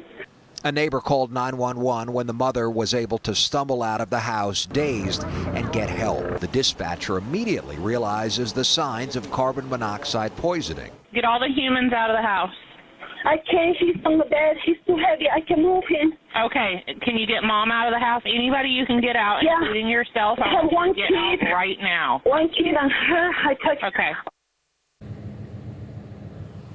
That dispatcher may have saved the surviving families' lives. The other thing that may have made a difference in all of this is that the generator ran out of gas. Matt, police tell me when they found it, it was no longer running. We get started with that breaking news. We have learned a local college student has died from an apparent carbon monoxide poisoning. The story is unfolding at the Evergreen State College in Olympia. That is where we find King 5's Drew Mickelson. So, Drew, what can you tell us? Well, Christine, 1 student has died and 2 others are in the hospital here in the Olympia area after suffering what a college official called symptoms consistent with carbon monoxide poisoning. This happened last night at this modular housing unit here on the campus of the Evergreen State College. It was around 8:30 last night when a resident manager called campus police saying the residents inside this unit were not answering their door. So that officer came and ended up kicking in the door and found the 3 students. That officer performed CPR and called for backup. That officer ended up going to the hospital as well, but they have been released. They are okay. We just learned a few more bits of information minutes ago from the college. Earlier in the afternoon, the carbon monoxide alarms in this unit were going off, and campus officials thought that the situation had been dealt with, and that may not have been the case. We also just spoke with the Thurston County coroner, Gary Warnock, who said that the student who died has been identified and his family has been contacted. He has been identified as 21-year-old Jonathan Rodriguez. He was a student here who came from DuPont.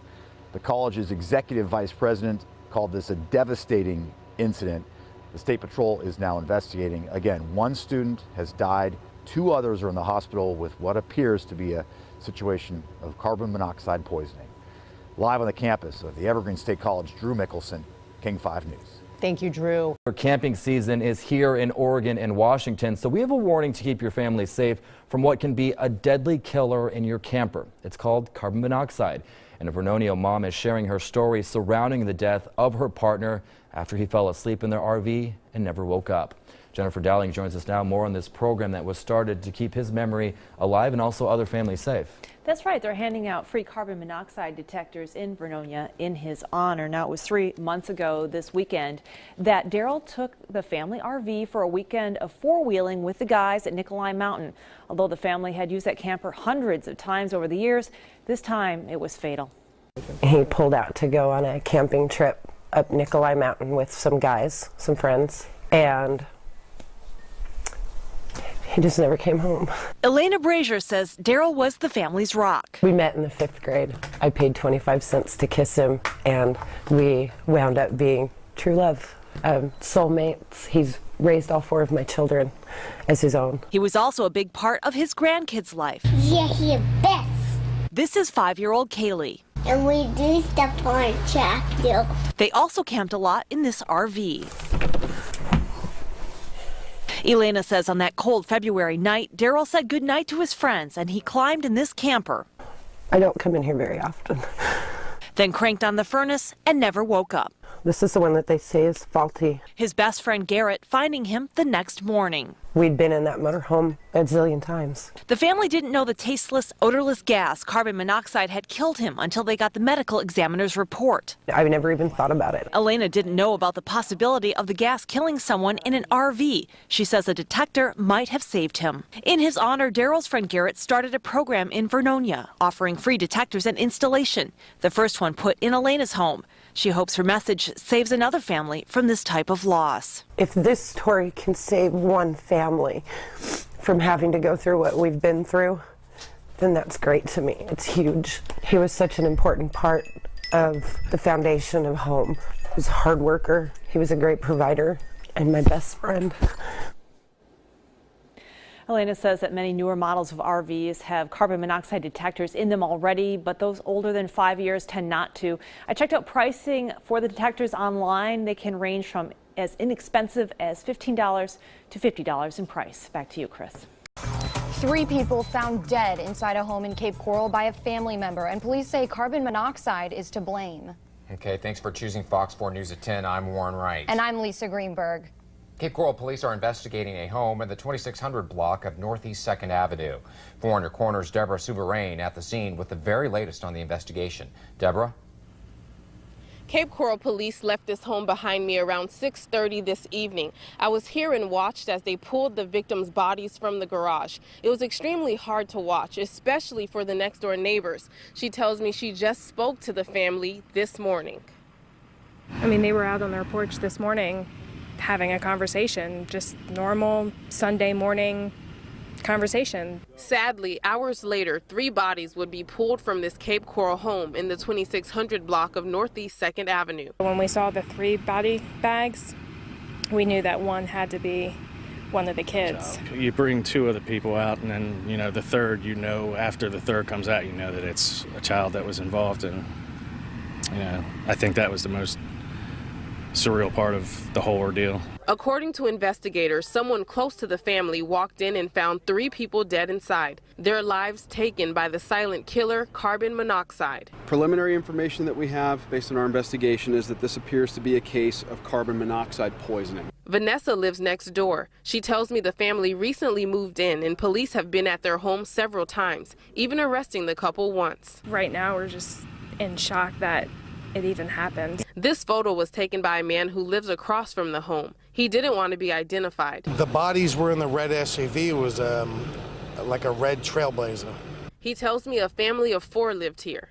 There was a husband, a wife, a teenage daughter, and a very young boy, and I believe they're all gone. Detectives are still investigating and the family's identity hasn't been released yet. But neighbors who often saw police at the family's home are left wondering how this happened. It's probably 5th, 6th time. At least half a dozen times I've seen the police activity there. You know, that's awful. It's just, you know, I feel for them and their families. You heard from that neighbor that 4 people lived in this home. Police are telling us that only 3 people were found dead inside. Their identities and ages have not been released yet until the next of kin is notified. Once we find out that information, we'll be sure to pass it along to you. Reporting in Cape Coral, Deborah Souverain, Fox 4, in your corner. Carbon monoxide poisoning leads first responders right to the doorstep of 144th and 4th. The Douglas County Sheriff's Office tells WOWT6 News that 74-year-old Terry Hart was found dead inside of his bedroom that's just above the garage there. His sister, 72-year-old Joyce Porter, was found in a basement bedroom, and she had to be pulled out by first responders. We should mention firefighters were first called to the house because Hart had missed a planned lunch with a family member today. The Sheriff's Office tells us last night it appears a car was accidentally left running in the two's garage. It is believed at this point that it is a carbon monoxide overexposure. The investigation is ongoing, but there's no signs of foul play at this time. We do have a crew out there right now gathering more details. They've just reported back to us that investigators are calling this an accidental CO poisoning. It's unknown if the house was equipped with carbon monoxide detectors. Police again are iterating. They do not believe foul play is suspected here. Neighbors identified the deceased as 37-year-old Shonda Younglin. And on her blog, Shonda says she's the mother of 4 wonderful children she adopted through foster care, that she's also a breast cancer survivor. I didn't really know that she was going through a lot of these, real sad times. And so I'm just very, very shocked that something like this would happen. And I wish, we could have reached out to her more. Shonda's minivan was found inside the family's garage this morning on Barker Street in Waterford. Officials say she was dead from carbon monoxide poisoning inside the car. Her 4 kids were found alive, but suffering symptoms of carbon monoxide. When I seen her, for the most part, she was just really quiet. She never really came out much. When we did see him, then she'd always wave at us. This neighborhood is a really good neighborhood. This afternoon, detectives took a computer and laptop from the home. We're all just very sad right now, and Shonda was a friend, and we're just very sad that something like this would happen. We just hope the best for the children. People found dead inside a home. Police say it stems from an incident with a portable heater. Hi there, everyone. I'm Lenny Slagan. Bob Grip has the night off. This all happened in Pensacola, and we're told 1 child inside the house survived and is in stable condition tonight. Fox Cities reporter Rudy Harper was in Pensacola earlier today, and he spoke with a neighbor. Rudy? As you can imagine, this community is shaken after this tragedy. The mayor of Pensacola released a statement today saying he's heartbroken after learning the news. I spoke to a neighbor today that said they had a barbecue with the family and now they're gone. You a cowboy? Joyce Fisher keeps busy looking after her granddaughters. Fisher says her family's grieving after tragedy struck just steps away. I heard my son yelling and he got up and started yelling, oh my God, you know. Thursday around 6 a.m., police were dispatched to this home on North 6th Avenue after a person living inside woke up to fumes. Investigators say the fumes came from a propane tank purchased the night before. Police believe the propane tank with a portable heater affixed to the top was being used to heat the home. We knew him very well. We lived here about a year, and we got real close with them. What type of family were they? They were good people. 4 victims were found inside the home, 2 adults and 2 children. Only one of the children survived. It affected me bad. I think it's sad because, like I said, my grandkids played with them. This is the type of propane tank the family used, and at the top it says indoor or outdoor construction use, but in smaller print on the bottom it says not for living areas. The company who manufactures the product is called GHP Group Inc. The products can be found in hardware stores around North America. We reached out to the company on Facebook about propane tanks being used inside a home. They said, quote, "Our radiant tank top heaters are for indoor construction or outdoor use only. They are not to be used indoors in a living space," end quote. Neighbors say strangers created a makeshift memorial in memory of the victims. Around Christmas time, it's sad. Autopsies are still being conducted to determine the exact cause of death. The mayor urges anyone in the community that needs assistance paying their utility bills to call the United Way. That number is 211. We've also added some links on our website about carbon monoxide and the symptoms. You can find that on our website at fox10tv.com. Reporting live from the newsroom, Rudy Harper, Fox 10 News. There is yet another hurricane-related death in Volusia County. This time, we are told a 9-year-old boy died and his family is now in the hospital. News 6's Lauren Korn joins us live from the scene. Lauren, police say the family had carbon monoxide poisoning from their generator. Yes, that's right. I just arrived to the scene here off of Mason and Mason Park Avenue. This street here, it still does not have power, so that family had a generator inside one of the rooms, and it happened this morning, and within minutes, police say that the 9-year-old passed away. The daughter, she was vomiting, dizzy. It happened so quick that they were rushed to the hospital. We've been told, police say, that the dad is not doing well. He's worse off than the rest of the family, but they went to the hospital. They have police tape around the home, and they're airing out the windows as we speak. And they say it's going to take several hours to get all of that out. And they say, this is deadly. That's why it's so important not to have these generators inside the home, because you can't see this carbon monoxide. You can't see it at all, and it can kill. And unfortunately, in this situation, it did. So police are taking over this investigation. They're still out here right now, and they are telling me it's at the beginning stages. So we'll be following the story for the rest of the day, and we'll be giving you the latest updates on TV and on clickorlando.com. But very sad situation out here. Morning, 2 people found dead on the west side from carbon monoxide poisoning. The second case of this in just 24 hours. And Michelle, it sounds like this family was just trying to stay warm. That's right, Xavier. Your heart just breaks for this family. A woman and an 8-year-old girl are dead. A 7-year-old boy in critical condition, all because of carbon monoxide poisoning. They were just trying to hunker down and keep warm like so many of us overnight in these freezing temps for hours with no power. And these are temps, of course, we haven't seen or dealt with in decades. Now, this all happened inside this townhome here on La Roche Lane. This morning, you can see this community, guys, still does not have power. HFD says the woman was in her car with her engine on and the garage doors closed, warming herself up. Moments later, she passed out while on the phone with a relative. The carbon monoxide then quickly spread from the garage through the rest of the house where the little girl and boy and a man also inside the home at the time were. He's expected to survive. Both were rushed to a hospital. The woman and little girl died at the scene. Sadly, this isn't the only carbon monoxide incident fire crews have responded to in the past 24 hours. We know there was at least one more in Cypress yesterday. Carbon monoxide is a colorless, odorless, and tasteless gas. Police had this warning for folks trying to stay warm. It's a very difficult time. A lot of people were without power. I know it's cold, but you got to be careful about using, like say, generators or a car inside a garage or any type of fire, a grill or charcoal grill. Authorities say a relative on the other line is the one who called 911 asking police to check on the family. Guys. All right, Michelle, Troy, people are just desperate to stay warm. Thank you.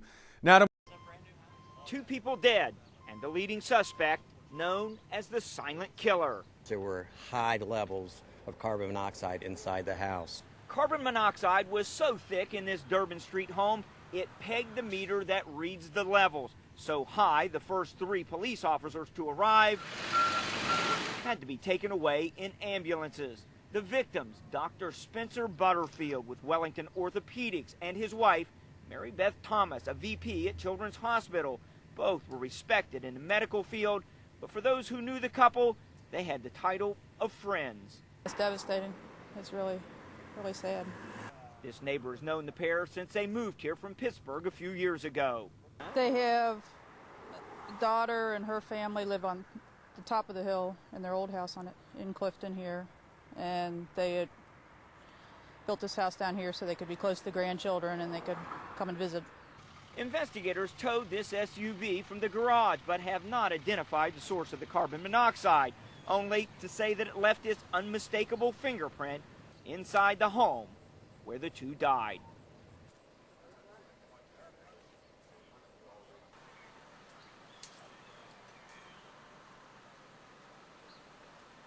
Carbon monoxide poisoning is suspected in the death of 2 girls and their father who were found inside their home. Investigators ruled out suicide. The family was found at a home along Evandale on the city's west side. Police say the homeowner called police yesterday after finding the 2 girls in a bedroom. Officers later found the girls' father in a different room. Neighbors in this tight-knit community are saddened by their deaths. Well, we see the kids out there playing because he's always out there working on the cars.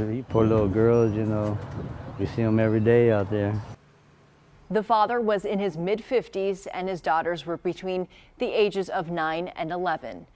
Firefighters found high levels of carbon monoxide in the home and a generator inside of the home that was switched on but was no longer running. The owner of the home told police the family had their electricity turned off on Friday. An autopsy shows 2 teens in Hope County died from an accidental carbon monoxide poisoning.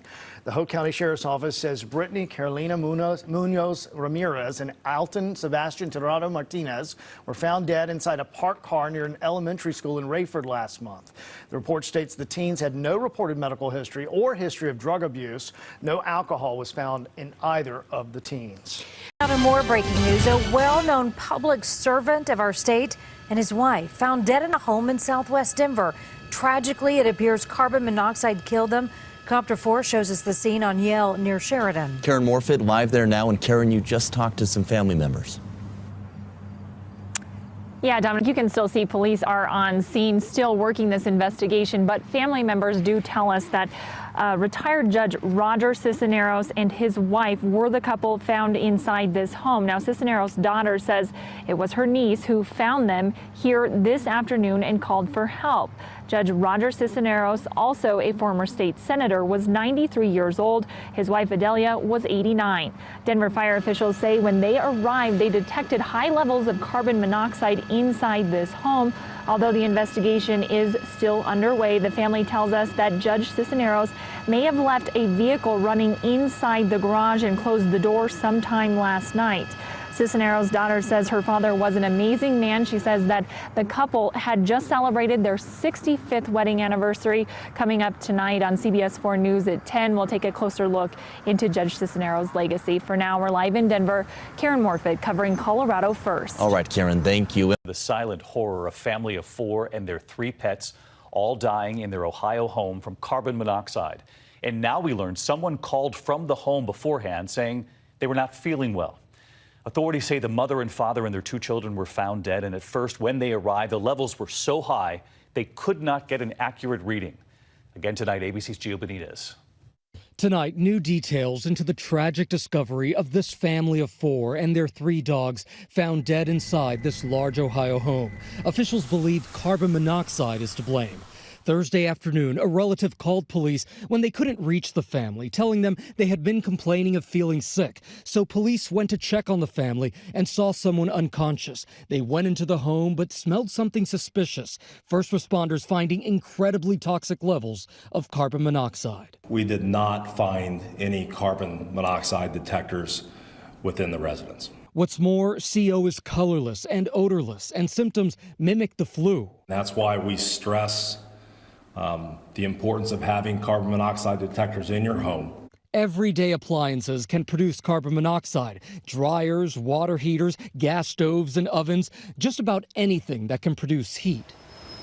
And Gio with us live again tonight. I know, Gio, investigators are still trying to figure out what caused those deadly levels of carbon monoxide, but sadly, they did not have detectors, and authorities are reminding everyone tonight, as you just pointed out, there are a number of things in the home can create carbon monoxide.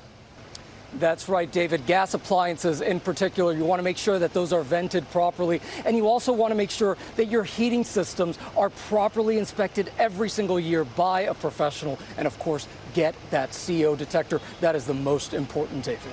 Gio Benitez again tonight. Thanks, Gio. Hi, everyone. George Stephanopoulos here. Thanks for checking out the ABC News YouTube channel. If you'd like to get more videos, show highlights, and watch live event coverage, click on the right over here to subscribe to our channel. And don't forget to download the ABC News app for breaking news alerts. Thanks for watching. Investigators believe accidental carbon monoxide poisoning killed 2 people in a home in southwest Denver. That couple has been identified by family members as former judge and Colorado Senator Roger Cisneros and his wife Adelia. Karen Morfitt live from the neighborhood tonight. And Karen, he and his wife really left their mark in this community. Yeah, Dominic, those that I spoke with say that they lived in this neighborhood for more than 40 years and that they were instrumental in the community. What happened here today, they say, is a great loss. A lifetime of service has ended for former Denver judge and one-time state senator Roger Cisneros and his wife Adelia. My first felony assignment was in his courtroom. Former Denver District Attorney Mitch Morrissey would appear before Cisneros countless times after that. But for Morrissey, it was the time outside of the courtroom he says he'll remember best. I was there every day for years with him. And, you know, there's those times where you go back in chambers and you talk to him about why he did something on a case and that kind of thing, what his thinking was.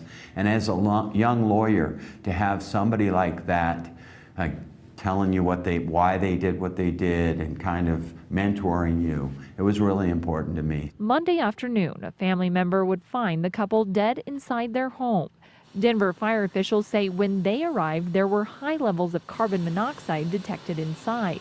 Cisneros' daughter says from what they can tell, the former judge may have left a car running in the garage the day before. They were still committed to Denver, committed to Colorado, committed to the things that they believed in all the way throughout their lives. And it's a big loss to our community for what happened today. As one of the first Hispanic judges in Colorado, Cisneros was labeled a champion of civil rights. There's even a jury room named after him in the Denver Justice Center. For now, we're live in Denver. Karen Morfitt covering Colorado First. At 6:32 on the clock right now. Brand new this morning. A reminder to make sure you've got those carbon monoxide detectors working in your home after a couple was found dead in southeast Houston. The couple's family members actually found them inside of their home just off Burkett and Anita. Channel 2's Vincent Crivelli joins us now live from the scene. And Vincent, you tell us the couple had just moved into this home. Tanaya, that's right, and they were using a generator to power their new home. Authorities believe carbon monoxide from the generator leaked inside. A tragic scene unfolds in the 3rd Ward. Family members devastated after discovering a husband and wife unresponsive in their new home. We're not seeing any signs of foul play at this time. Authorities declared the husband and wife deceased and began searching for clues. The only thing that we do know is that they just moved into the home. They had a generator running in the back of the house. Right now, detectives believe carbon monoxide leaked inside the couple's home, causing them to pass away. Carbon monoxide is odorless and colorless, so it's hard to detect. It also makes you feel sleepy, and if you breathe in too much, it could kill you. And if you don't have carbon monoxide detectors inside your home, please get some. They could save your life. They vary in cost from $20 all the way up to $50. Reporting live in the 3rd Ward, Vincent Crivelli, KPRC, Channel 2 News. Okay, Vincent, thank you. A couple in their 60s was found dead inside their home. Carbon monoxide poisoning appears to be the reason. Their son was rushed to the hospital. Eugene and Diana Perry were found dead inside their home in Richmond. Channel 2's Gianna Caserta has been following the story since we broke it at noon. Gianna, we now know that the victim's son is doing okay, right? That's right, 44-year-old Thaddeus Green is listed in good condition at last check.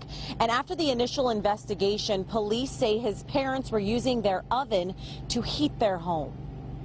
It's extremely dangerous. It's a silent killer. When Leslie Gales wasn't able to get in touch with the father of her children, she went to his parents' house to check on him. After 10 minutes of banging on the door and windows, 44-year-old Thaddeus Green came to the door. He was delirious and didn't know what was going on. He was just kind of dazed, and he just sat down on the couch. And when I looked in and I seen it, I ran back outside, and then, I called 911, and then at that point I went back in the house and I got him and brought him out. Leslie went inside and found a gruesome scene. Green's mother, Diana, and her husband, Eugene Perry, were both dead. Investigators say their bodies were discovered in 2 separate rooms. Perry was in bed. Don't look like he was under no screen or nothing like that. And Diane, Miss Green, was had got up and collapsed on the floor. Green was immediately taken to the hospital. Investigators believe they all suffered carbon monoxide poisoning. We believe they were probably using a gas appliance to heat their home through the night. And investigators say the home did not have a carbon monoxide detector. Reporting live, I'm Gianna Caserta, KPRC Channel 2 News. Such a sad story, Gianna. Thank you. And tonight we have a warning for you as it gets colder. A young couple found dead in their home, and carbon monoxide poisoning may be to blame.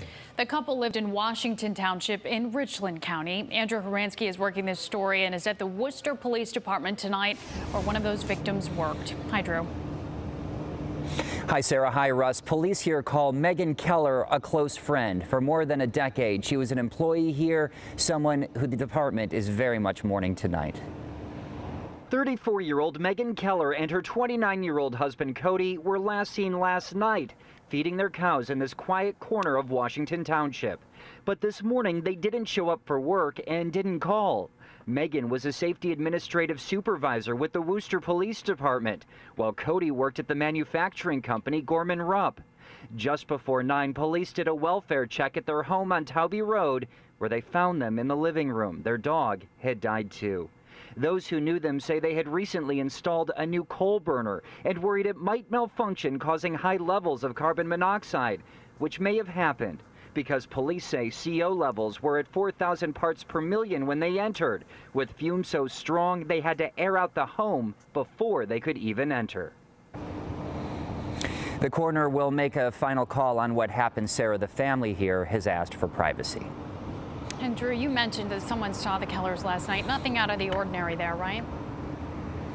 No, Sarah, at that point, it was 5 o'clock, late in the afternoon, early evening. They were seen doing something very routine. They were out feeding their cows. But then by this morning, police say that the odor was so strong they could smell it from outside. So, of course, something between last night and this morning, of course, went wrong. Tragic, and such a good reminder for all of us to make sure those carbon monoxide detectors are working. Thanks, Drew. A local couple is dead, and tonight investigators say carbon monoxide poisoning is to blame. Neighbors and first responders spoke to Ross Gadati about the tragedy and the importance of CO2 detectors and keeping them up to date. Ross. Yeah, Joe and Frida Polinsky were found by a family member who wanted to go check on their condition. The couple living 88 years together, dying together, also in a tragedy experts say is completely unavoidable or avoidable. First responders were called to the couple's Altman Street home about 9:40 Thursday evening. The husband and wife were found unresponsive, and the carbon monoxide levels inside the home registered hundreds of times over a safe level. Investigators found a car running in the garage and believe it was the likely source of the CO2. The CO2 poisoning's deadly symptoms can occur quickly and without warning. We find readings initially above 600.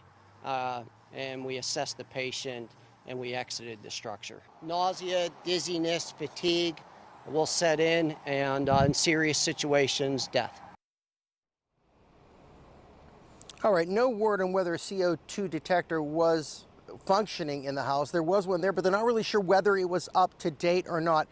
Officials ask you, fire officials, police ask you to check out that CO2 detector. On the back, there is essentially a best by date for these things, and if they're out of date, they will not function properly. So The request is to check on the CO2 measures and make sure if you have to replace it, do so. Reporting live, Ross Godotti, KDKA News. New at noon, carbon monoxide poisoning is to blame for the deaths of 2 people found in a tent in an area known as a campsite for homeless people. Northwestern DA spokeswoman Mary Carey told 22 News that 50-year-old Kathleen Grady and 51-year-old Clayton Wheeler Jr. died of carbon monoxide poisoning, with hypothermia a possible contributor in Grady's death. They were found January 21st in a wooded area behind a fast food restaurant in Greenfield. Police say the couple used a space heater to keep warm. In addition, overnight temperatures dropped into the single digits, with the wind chill making it feel below zero. The cause of death was released by the state medical examiner's office. Well, it was a massive crowd here tonight, as you can see at this vigil at Michigan Center High School, remembering 3 young men who meant so much to this community. A community coming together in the face of tragedy. The Michigan Center High School football field filled with hundreds of people mourning the loss of their friends. Cole's an awesome kid. He was involved in many facets of life. Jerry and Mika Sova speak proudly of their 19-year-old son Cole, one of 3 former Michigan Center students who died Saturday at the Faster Horses Country Music Festival. He was with his 20-year-old cousin Dawson Brown and friend Richie Mays and a group of other friends staying in a campground across the street, just a few campsites away from a group of parents. Part of it is very sad because you're trying to mourn your own child, but you know, we have a relative too, and then we have a really close friend, so we're trying to mourn for them, but then sometimes you find a little bit of peace because you know he's not alone. You know that, you know, they're with each other, so.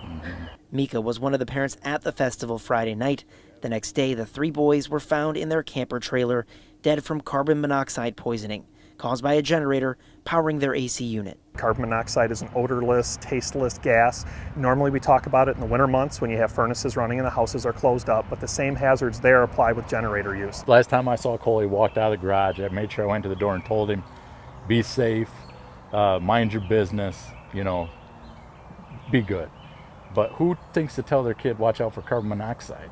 You know, make sure the generator's far enough from the camper. Who thinks that? You know, it's just not something that you warn your kids about. Although the generator was outside and the windows were closed, the fumes quickly filled the small trailer.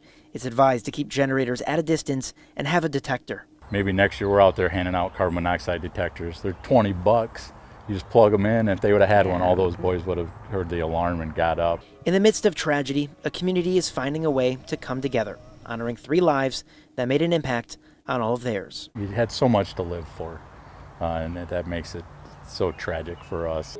Now, the 2 other 20-year-olds in the trailer are Rayfield Johnson from Michigan Center and Curtis Stitt, who's from the west side of the state. Both of them still in the hospital fighting for their lives in critical condition tonight. The community here saying a prayer for them at this vigil. They've also launched a GoFundMe through the Athletic Booster for all the families involved. We'll have a link to that on our website, WXYZ.com. Everybody, I'm Elsa Ramon alongside Jeff Vaughn. We begin with breaking news tonight in Koreatown. Stu Medell is live in Sky 9 over a death investigation at an apartment building. And Stu, we understand hazmat has been called out. Well, that's right, Jeff and Elsa. Take a look. It's happening out here at 920 Hobart. LA City Fire here on scene. 1 person loses their life and 3 others taken to the hospital. Illness, they're saying possible carbon monoxide poisoning. Now, it's inside this apartment building right here. As we understand it, the building at this time completely evacuated. All the residents have been taken out. Now, LA City Fire, they're going inside. They're trying to find out exactly if there is a carbon monoxide leak or how this is happening. We're also being told by LA City Fire that in earlier days somebody had passed away in this building, suspicious circumstances. They're saying that might have been carbon monoxide poisoning as well. Live in Sky 9 over the Koreatown area, I'm Stu Medell. Back to you 2 in the studio. We were supposed to go to church today. What brought Rita Crawford McFadden and her husband Gary to this building on First Avenue in East Harlem was to get her parents up and ready for Easter services. They went inside the 5th floor apartment and found her 71-year-old mother, Doris, sitting in a chair in front of the TV. I thought she was sleeping, but she was not breathing and stuff. 80-year-old John Crawford was in bed, lifeless. My wife rolled him over, and when she rolled him over, I knew he had he was deceased. First responders detected more than enough carbon monoxide to kill the couple. Their daughter says her parents were together more than 46 years. I know my mother wouldn't have been strong without my father, and my father wouldn't have been strong without my mother. Investigators say the stove may be where the high levels of CO came from. No food in the oven, but the oven was on. Neighbors say in their own apartments they were recently given replacement combination smoke CO detectors that were installed by building maintenance workers. It's unclear why devices for the Crawfords were missing. Managers of the building had no comment. It appears that there were no detectors in the apartment. There were bases on the wall, but no detectors. The Crawfords were active members of this community, regularly attending East Ward Missionary Baptist Church, and she was on the tenants board of her building. It's very sad, and it's to be on Resurrection Day. Yeah. It's even sadder. I know that they're in peace with the Lord Jesus. We're praying for you. Family and friends say finding the strength to move on will come from remembering the long-lasting love the couple shared, their service to others, and by reminding everyone having detectors in working order can save lives. In East Harlem, Dave Carlin, CBS 2 News.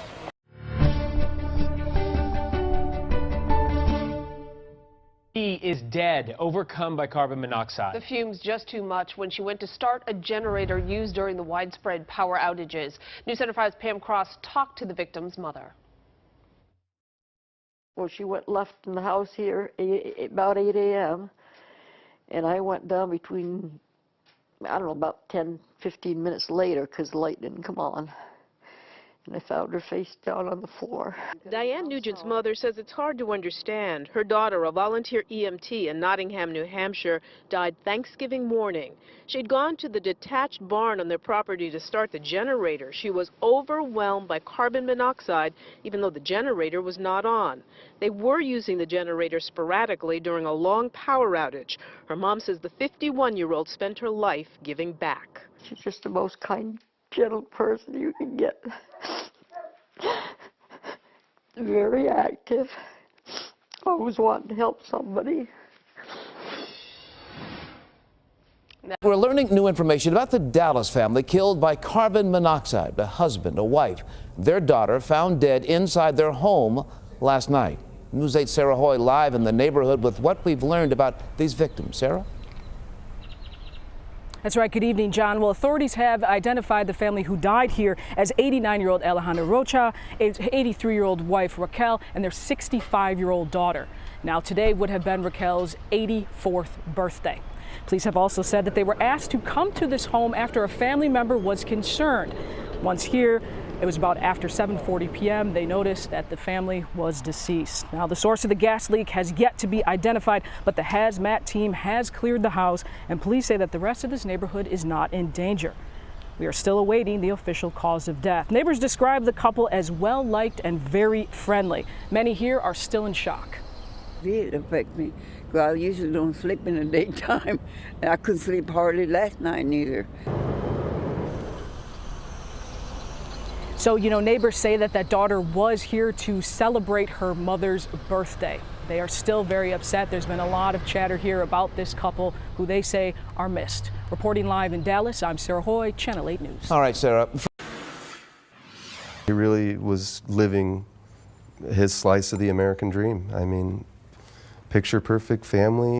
Friends left in search of answers after a beloved family of 4 is found dead on a trip to ring in the new year. In the past few hours, investigators back on the scene at the cabin between Williams and Flagstaff, where they found the Capitano family. And they're just hoping to piece together what caused this devastating tragedy. ABC 15's Mike Pelton joins us live in El Mirage. And Mike, at this early point, any idea what happened up there? Well, authorities tell me it appears the Capitano family left their home here in El Mirage on Friday with plans to visit that cabin in northern Arizona. Right now, investigators are checking to see if carbon monoxide poisoning is what killed them. God's got a plan, and it's just hard to see this part of his plan. Daniel Maddock left without words and without one of his closest friends, 32-year-old Anthony Capitano, who died alongside his wife Megan and their 2 children, 4-year-old Lincoln and 3-year-old Kingsley. Their whole family dynamic was something that we could all strive towards. On New Year's Day, the Coconino County Sheriff's Office responded to a call for a welfare check at a cabin in Parks, that's west of Flagstaff. once our deputy arrived at the area and had no contact at the front door, she walked the property and noticed an odor of what she believed to be a gas or carbon monoxide. Firefighters arrived and found the bodies inside the cabin, possibly the victims of carbon monoxide poisoning. Investigators now checking appliances and awaiting results of an autopsy. We haven't confirmed exact times yet, but they left late Friday night from the El Mirage area, and we believe that this may have happened early Saturday morning. This impacts Phoenix. His ripple effect is uncanny. Daniel remembers his friend as a diehard Cardinals fan and a proud husband and father, and shared this picture from his wedding in 2012. There's Anthony in the white coat. The hardest part is, I want to be angry at something, and there's just nothing to be angry at. It's just one of those hopeless situations that just is. And I talked with another family friend who tells me the Capitanos also invited him to visit the cabin over this past weekend, but at the last minute he decided to save money and not go. That's a decision he's thought a lot about today. For now, we're live in El Mirage tonight. Mike Pelton, ABC 15, Arizona. We're thinking of their friends tonight and family as well. Mike, thank you. We learned late today of a grim discovery at an Ohio home. A family of 4 found dead, victims of a silent killer. Elevated levels of carbon monoxide found inside that home, and tonight a renewed warning right here. Here's ABC's Gio Benitez. Tonight, tragedy in Ohio. A family of 4 found dead inside their home. First responders finding elevated levels of carbon monoxide. Officials say a concerned relative called 911 for a well-being check this afternoon. By the time paramedics arrived at the home just north of Columbus, it was too late. We're going to miss them. They're just wonderful neighbors. We just never had neighbors like that at all. They're just wonderful kids. That's all I can say. Every year, according to the CDC, more than 400 people are killed because of carbon monoxide poisoning. It's a colorless and odorless gas, sometimes called the silent killer. Authorities tonight now investigating and looking for the possible source of what killed this family. And David, this is yet another reminder that you have to have a carbon monoxide detector on every floor of your house. If it says any other number other than 0, you got to get outside and call 911. David. Really important reminder. All right, Gio, thank you. Hi, everyone. George Stephanopoulos here. Thanks for checking out the ABC News YouTube channel. If you'd like to get more videos, show highlights, and watch live event coverage, click on the right over here to subscribe to our channel. And don't forget to download the ABC News app for breaking news alerts. Thanks for watching. The big story on Action News tonight is the investigation underway at this hour after a mother, father, and daughter were all found dead inside their Holmesburg home today. Police now tell us there were high levels of carbon monoxide detected inside. This was the scene this afternoon along Ashburner Street. Moments after officers arrived, some of them seen in hazmat gear. Police say they were called here to check on that family not seen since Monday. When they went inside, they made that horrific discovery, the bodies of the married couple and their 12-year-old daughter. Action News reporter John Paul live on the scene tonight. John, what are police telling you tonight? Yeah, Brian, it is suspected carbon monoxide poisoning. They had crime scene tape up earlier. They've taken that down now. You can see the house behind me. It has the front door open. The windows are open. We've actually been seeing family members going inside and checking out the home. Now, no one had heard from them in days. Police and fire were called out here for that welfare check. Inside, they found the 2 adults and a child dead. Philadelphia police and fire were called out to this home in the 4,000 block of Ashburner in Holmesburg for a welfare check just before 1 today. The family inside hadn't been seen in days. The car's still in the driveway. Alarms started going off on the meters that they carry in the house, and yes, there were high levels of carbon monoxide in the house.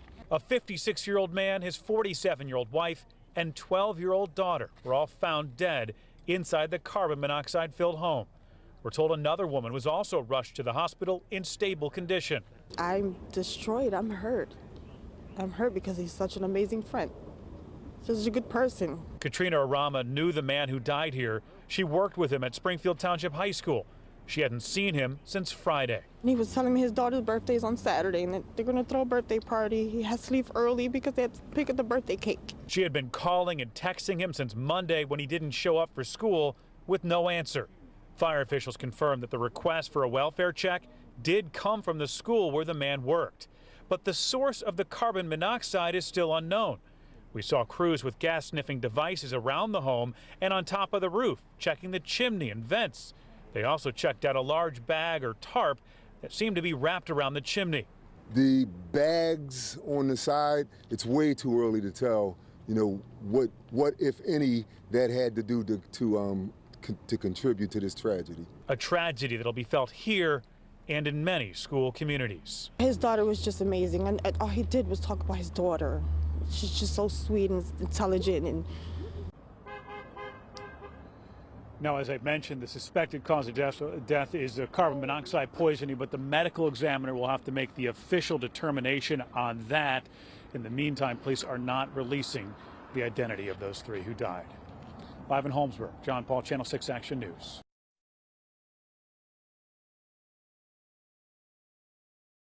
We begin tonight with breaking news out of Holmesburg. Police say a family of 3 were found dead inside their home this afternoon. The fire department tells us there was a wellness check at the address today, and cause one of the victims didn't show up for work. Thank you so much for joining us. I'm Fred Shropshire. It's still an active scene in Holmesburg tonight as law enforcement works to find out what happened to a mother, father, and daughter. NBC 10's Leah Uko has been at the scene in Holmesburg all afternoon. She joins us with the latest on the investigation. Leah?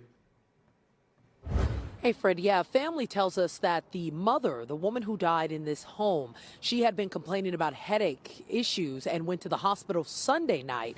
But when she came back from the hospital, they say that her pain never went away. The Martinez and Cardona families have been standing outside this home for 5 hours now. In shock, 3 loved ones' bodies were found inside. Maricel Martinez, her husband Jorge Cardona, and their young daughter Angelina passed away together in their home. When we arrived on scene, yes, there were high levels of carbon monoxide in the house. And our members, with the equipment that they took into the house to do the wellness check, alarms started going off on the meters that they carry in the house. And yes, there were high levels of carbon monoxide. Authorities say they came to the home on the 4000 block of Ashburner Street just before 1 this afternoon to take a woman to the hospital. During that time, they'd been notified the school where Maricel or Jorge worked had called and asked to do a wellness check. Katrina Orama worked with Jorge for 5 years at Springfield Township High School in Montgomery County. he never does no calls, no shows, and yes, we started getting worried because we're all calling him, we're all texting him. It's not like him to not respond. Philadelphia Fire Department could not say where in the house they found the family, just that 2 were together, the other found lying next to them on the floor.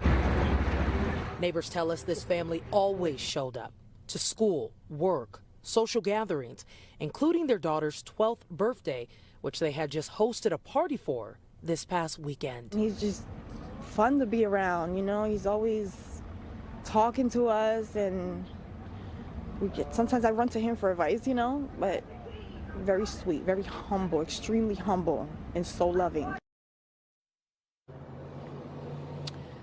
Well, as of right now, Fred, the scene is clear. The front door is still open as well as the windows. And that woman, that 4th woman, firefighters say that they took to the hospital, were told she's in stable condition tonight.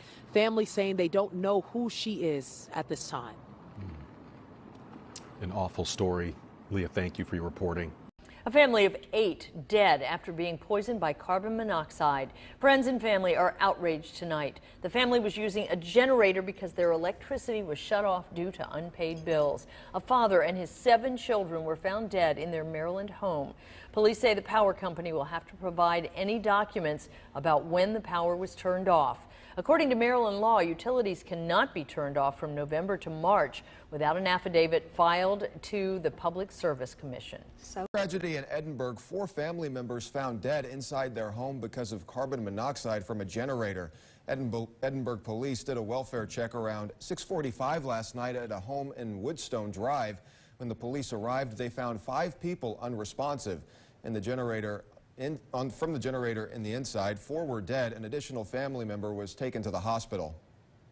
We want to inform our community that generators are not to be inside of homes when they're running.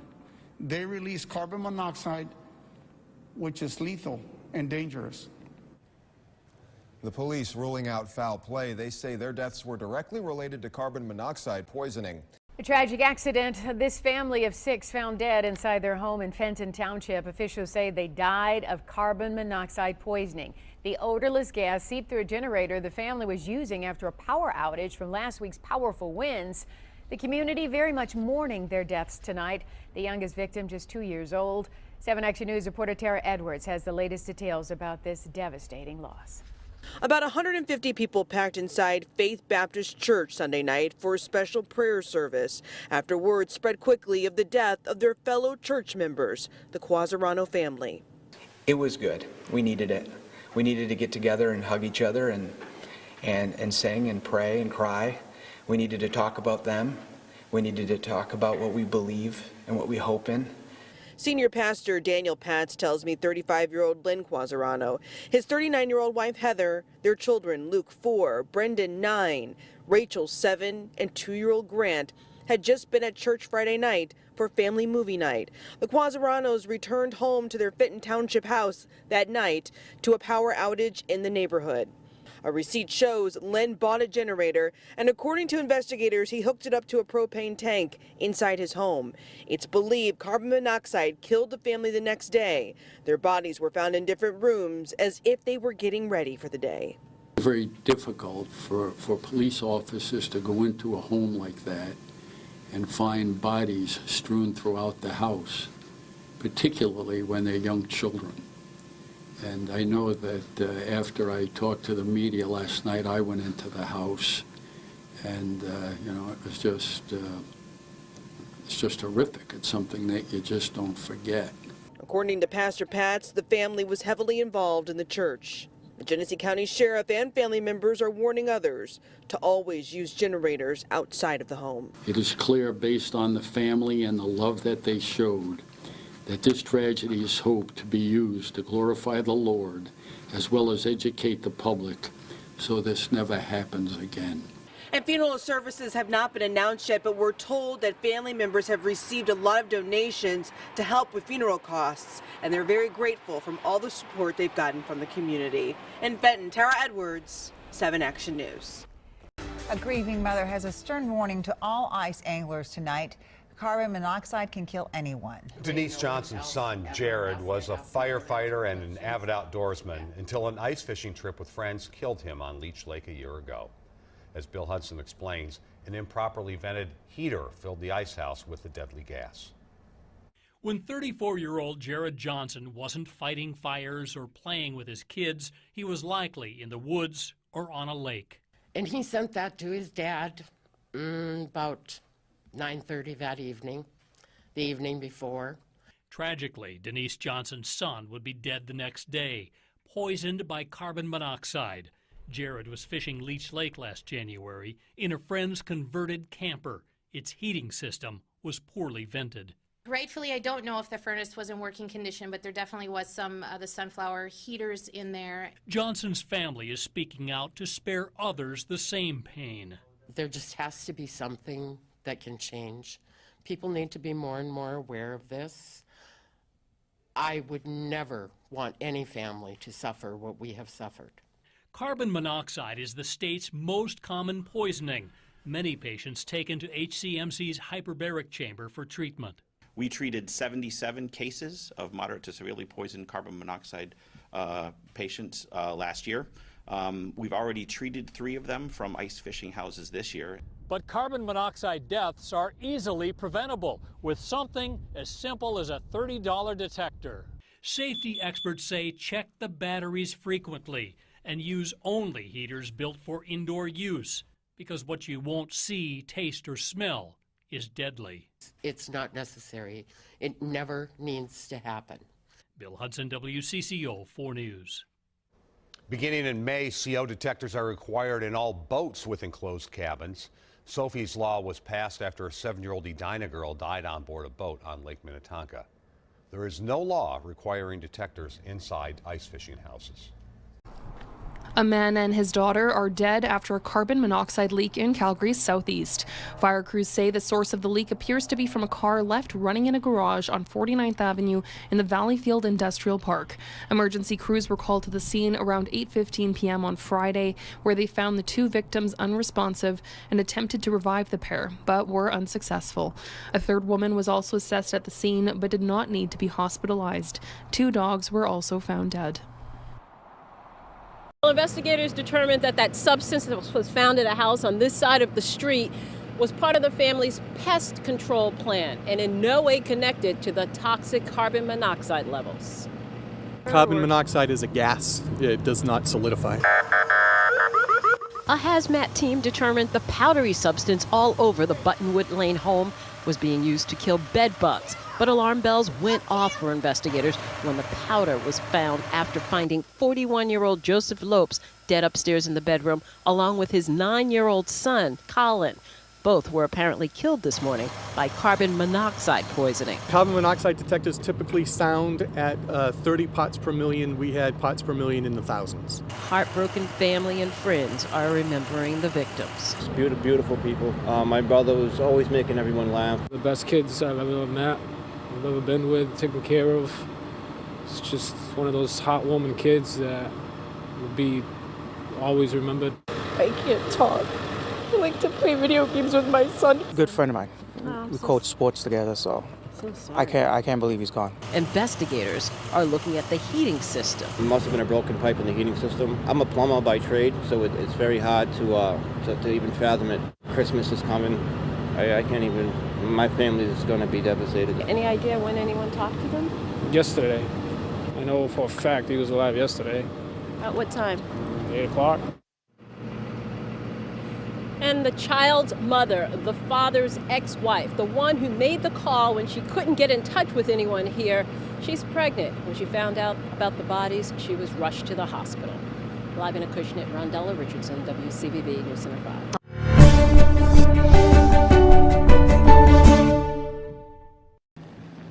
Glenda, certainly so heartbreaking for the loved ones of these 4 men. If you look behind me here outside that Unlimited Towing and Tire shop, you can see that there are still police cars here as they investigate. At this point, they stress they do not see any signs of foul play. They do believe that these men were overcome by carbon monoxide. He was a good gentleman, got beautiful kids, just a good man, hard-working man, and he probably just stopped by here after work. And this tragedy happened. Lisa Weldon says her ex-boyfriend is one of the 4 men found dead inside Unlimited Towing and Tires this afternoon. She says he and his friends would sometimes meet here and have a drink together. The victims are between 40 and 60 years old. Police say it looks like the men were overcome by carbon monoxide and had been using a generator inside that business. There's no normal external power hookup, so what we see is a generator that's inside the premises running, and the power is tapped into the circuit breaker systems. Police haven't said how long the men may have been inside that building, but Weldon believes they'd been there since Monday. She says her ex and his friend hadn't been seen or heard from since then. The looks of it, that they were all in there having some drinks, and the carbon monoxide might have killed them. A tragic time. It's the holiday season right now, and it's sad. And right now I have to go pay my respects to the family because I've been knowing the family for a long time. Yeah, it really is so sad. At this point, the names of the 4 men have not been officially released. I did just check in with Detroit police, and they tell me that while they do suspect carbon monoxide as the reason for the deaths of these 4 men, they, of course, will have to confirm it once the medical examiner is done with the autopsies. Live on Detroit's west side, Anu Prakash, 7 Action News. Certainly a silent killer. We know that. Thank you so much, Anu. And new tonight, we now know how 4 people died at a West Greenville home. The Greenville County coroner confirming that to us within the last hour. We want to go out live now to Fox Carolina's Anna Arender, who's at the Greenville County Sheriff's Office with the latest information. Well, that's right, Tori. The Greenville County Coroner's Office confirming that 4 people died last night at a home on Worth Street, all from carbon monoxide poisoning. Now, Worth Street is just a few moments from here. It's right off of Cedar Lane. We do have the names of those victims tonight. We have 37-year-old Alfonso Maldonado, 29-year-old Fernando Aliacano, 29-year-old Pedro Zappo, and 34-year-old Juan Castiello. Now, this is video that you're looking at from the scene overnight. The sheriff's office says they got a call just before 8 p.m. and the Parker Fire Department, who was on scene, found high levels of carbon monoxide after it was deemed safe, though, for entry. Investigators, they found a generator that was being used inside the home as a power source. And the coroner says that these deaths are being ruled accidental, and these are the first carbon monoxide deaths of the year. In 2022, there were also 4 deaths, and in 2021, there were 3. Live outside the Greenville County Sheriff's Office, Anna Arender, Fox Carolina News. Here at 4, a father from the northwest suburbs and his son are dead, a daughter in the hospital, and police say it appears that they were all poisoned. CBS 2's Asal Rasai is live at Advocate Lutheran General Hospital in Park Ridge. Asal? Yeah, Jim Marie, the 6-year-old little girl is fighting for her life here. Police believe it was her own dad who poisoned her, as well as her 10-year-old brother and then himself. The children's mother and father are estranged. She went to the home in Inverness after the father did not return the young boy and girl at the scheduled time after a visitation around 4:30 yesterday afternoon. She found them all unconscious in the home in the 2200 block of Palatine Road. Police say 41-year-old Wu Chang intentionally left a generator on inside of the home, and all 3 were overcome by carbon monoxide. The 10-year-old boy was a student at Frank C. Whiteley Elementary School. A spokesperson releasing this statement saying the district is simply heartsick and in both shock and mourning over the tragic loss of one of our students. Our efforts right now are focused on offering support to staff and students. A record search does not show that Chang does have any criminal background. Police confirming right now that they do believe he intentionally placed that generator inside of that home. I spoke to the children's mother on the phone earlier this afternoon. She is asking for privacy at this time as her daughter continues to fight for her life here. I'm live from Lutheran General Hospital. Asal Razai, CBS 2 News. And you should also be aware of the dangers of carbon monoxide. Lauren Tallarico has a story of a family that lost several members of a family in one night because of it. This ain't something that you think is going to happen to you. 2 generations of loss wrapped up in a single picture. This is something that happens to somebody else. Last year, when Hurricane Laura blew through Lake Charles, 5 members of Shaletta Brendage's family chose to ride out the storm. Her aunt, Rosalie Lewis, had Alzheimer's, so they stayed back to care for her. And so they hunkered down. They got water and food. They had a generator. They made it through the storm. They checked in the next day. But that night, they powered up a generator in the garage, left the garage door open, and went to bed, not knowing the wind would close it, pushing carbon monoxide into their home. And that morning, my mother called me and told me the news that 5 of our family members were dead. Carbon monoxide, or CO, is called the silent killer. It's colorless, odorless, tasteless. Most people don't even know it's there. Here's what you need to know. Generators are for outdoor use only. They need to be at least 20 feet away from any kind of vent, window, or door. Fireplaces, gas stoves, and ovens can also be sources of CO. Make sure they are off when you're not cooking or near them. Symptoms of CO poisoning include dizziness, fatigue, and vomiting. The best defense is a CO detector. Shaletta has teamed up with First Alert to provide free ones to anyone who can't afford one. Details on KHOU.com. We do not want anybody to go through what we've gone through. We lost 2 generations of our family in one night. Standing for Houston, I'm Lauren Tallarico, KHOU 11 News. 2 people in southwest Houston have died from apparent carbon monoxide poisoning after trying to get warm inside their running car inside the garage. Fox 26's Nate Griffin is live on scene with more. Good morning again, Nate.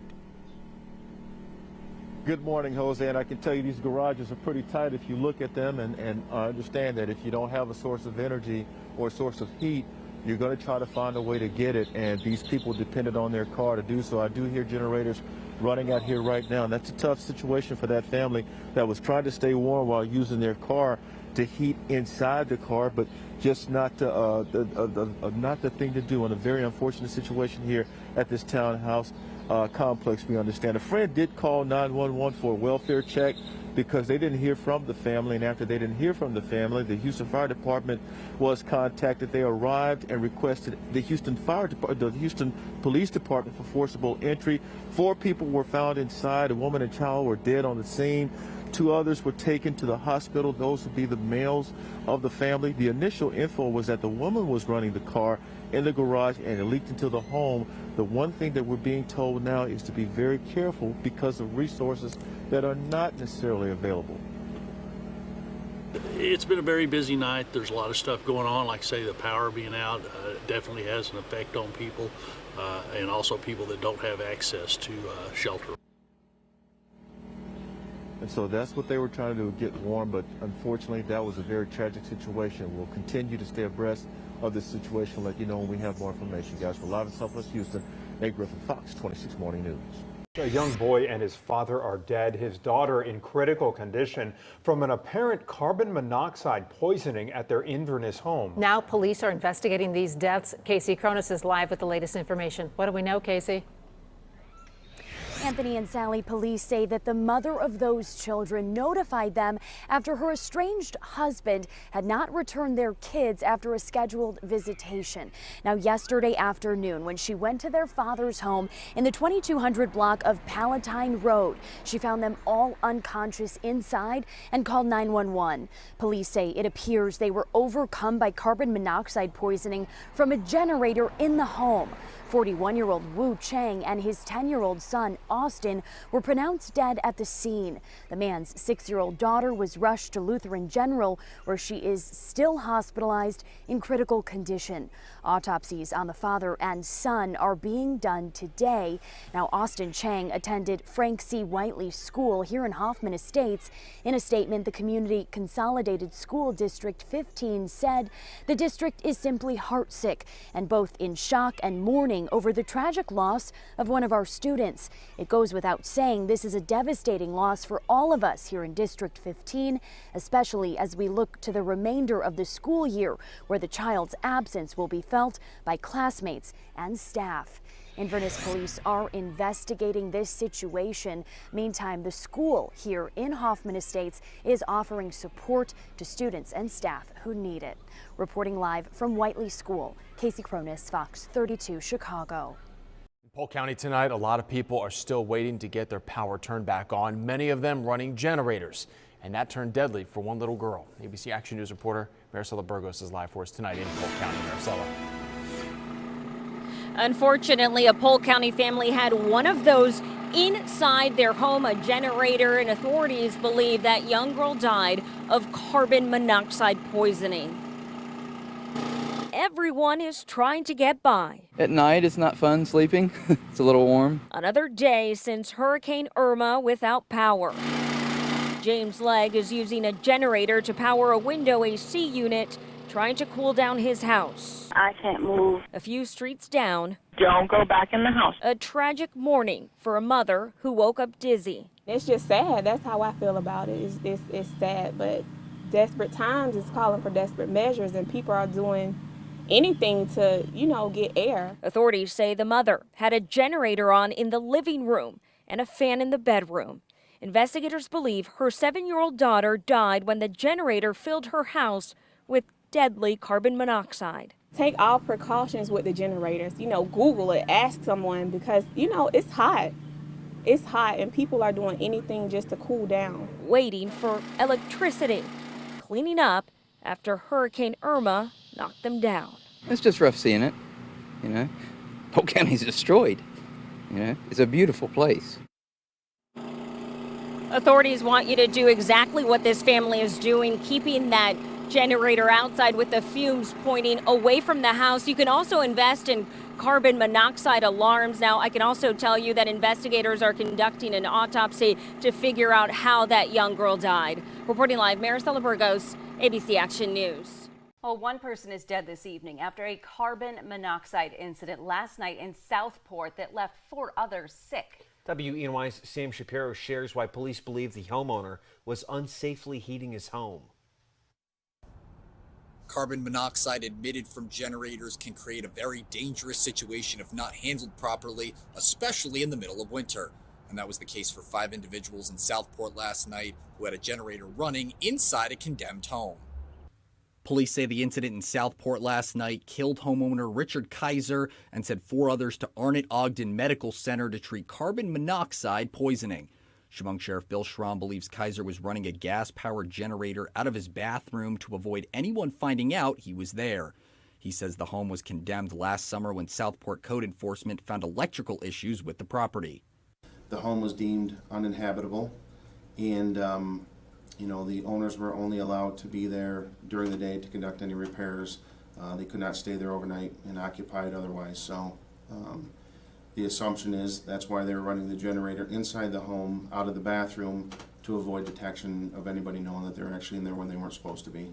Following a garage fire on January 6th, code enforcement determined it was right to cut gas and electric to the property. Schramm believes Kaiser brought in the gas-powered generator so he could run electricity into the home. Sheriff Schramm says this scenario is exactly why people need to use gas generators outside of their home, a few feet away from the property. You can still get a draft where those fumes are being sucked into the home through an open window, cracks in the door, whatever the case may be, which can cause the problems that we saw last night. So, it's just, you've got to do it the right way, or unfortunately the consequences can be fatal. And now, in the event of an emergency, Sheriff Schramm also tells me that if you find your home has lost heat and power, to reach out to local heating stations to step out of the cold. Reporting in Elmira, Sam Shapiro, WENY News. Detectives in Jeannette and Westmoreland County are still on the scene after a man was found dead inside a home. Yeah, the cause of the man's death is not being released just yet. Ross Gadati is there with what family members of the deceased man are telling him tonight. Ross. Yeah, it's important to note that this is not official information coming from the Westmoreland County coroner or the district attorney, but we did speak to family members who told us the man who died here died more than likely from a tragic yet preventable accident. Family members tell me the individual is a 39-year-old male who was living in the condemned home and may have hooked up a portable generator in the home for power. One family member told me it was the victim's girlfriend who found him in the downstairs of the home shortly after 2 p.m. by a portable generator, and the man was unresponsive. The same family member told me as he tried to go into the building, he was nearly overcome by fumes. The location of the home is 709 Wiley Avenue in Jeannette. The man's identity has not yet been released. According to the CDC, every year, 430 Americans die of CO poisoning, and 50,000 visit the ER for the same reason. One of the family members I spoke to told me that they think this individual may have actually moved the generator inside, tried to hook it into a heater vent or something, or an exhaust vent, and the reason he moved it inside is he did not want the noise disturbing any neighbors. New at 6, we're going to talk more about the situation, and we're also going to give you the tips and signs that you may be being overcome with CO2 poisoning. It's coming up. Please join us then. Reporting live in Jeannette, Ross Gadati, KDKA News. Tonight, Tampa police say a tragic accident claimed a man's life and killed his 2 dogs. Another woman who was in the home at the time is clinging to life. As Chip Osowski shows us, detectives do not believe foul play was involved. When police responded to Unit 3 at the Villa Del Mar condominium complex on Davis Islands Boulevard, they found the 55-year-old male victim and his dogs dead. Paramedics rushed a 53-year-old woman to a local hospital in critical condition. Investigators believe a car was left running in the garage. First responders tell me it's a mistake more common than you might think. Yeah, what we found is you can be distracted by a conversation on your phone or a text, getting your groceries, unbuckling your kid, and these cars run quieter. it's easier to forget as opposed to where you turn off your key. They point to an eerily similar case in 2016. A woman left her sedan running in the garage. A neighbor's carbon monoxide detector went off. She called 911. Everyone survived. She could have died, and I could have died, and all my other neighbors, we could have been seriously hurt, so it's just really scary. Firefighters wonder, what if there had been working carbon monoxide detectors in this case? Where if you have a carbon monoxide detector, you're far more likely to be awakened and alerted to a molecule that is odorless, tasteless. You can't see it. 7 firefighters who responded had to be checked out as a precaution. Authorities have not yet released the names of the victims. Autopsies reveal 3 Camp Lejeune Marines found dead in a car in Pender County all died of carbon monoxide poisoning. The Marines were found Sunday inside a car parked outside of a gas station in the town of Hampstead. It's about an hour south of Camp Lejeune. They have now been identified as 19-year-old Tanner Kaltenberg, 23-year-old Marex Dockery, and 23-year-old Ivan Garcia. The Pender County Sheriff's Office says that a woman called 911 on Sunday saying her son was stationed at Camp Lejeune and hadn't arrived for a flight in Oklahoma. Deputies were then called to the gas station to investigate a separate missing person case later that day, and that's when they found the men. A man desperately tries to wake up his girlfriend. He claimed he could smell fuel burning in the home. Well, the girlfriend, it turns out, died from carbon monoxide poisoning this morning. Veronica Macias talked with relatives of that woman's boyfriend. They say he is still in the hospital. Early this morning, neighbors here on North 10th Street say they rushed over to check on their friend Larry, and what they found was that paramedics were giving CPR to a woman. Then he got up this morning and he couldn't wake his girlfriend up. This man did not want to talk to us on camera, but tells us his brother Larry Broadnax woke up smelling fuel burning and feeling groggy. Milwaukee County Examiner's Office says that the initial reports show the couple was using a gas stove to heat the house. When I got up, came outside, like I said, I seen the body on the ground already. Neighbors say that first responders took the victim out of the home filled with carbon monoxide immediately, but they could not save her. Broadnax was taken to the emergency room. No, he's in the hospital getting treated. I hope he makes it. So, he's a friend of the family, known for a long time. Friends here say they've known Larry for about 30 years. He's lived here alone. It's unfortunate, they say, what happened to his lady friend, but are glad he's okay. Reporting from 10th and Burleigh, Veronica Macias, today's TMJ4. And the medical examiner's office has not yet identified the woman who died. A spike in Late breaking tonight, a woman found dead in a local home. And investigators say it may be because she couldn't afford to pay her power bill. West 2's Craig Lucy found out she had a generator running inside her home. I saw this generator and it was very small. It was about this big. Neighbors tell me that this mother and daughter moved in a few weeks ago and that they just bought that generator.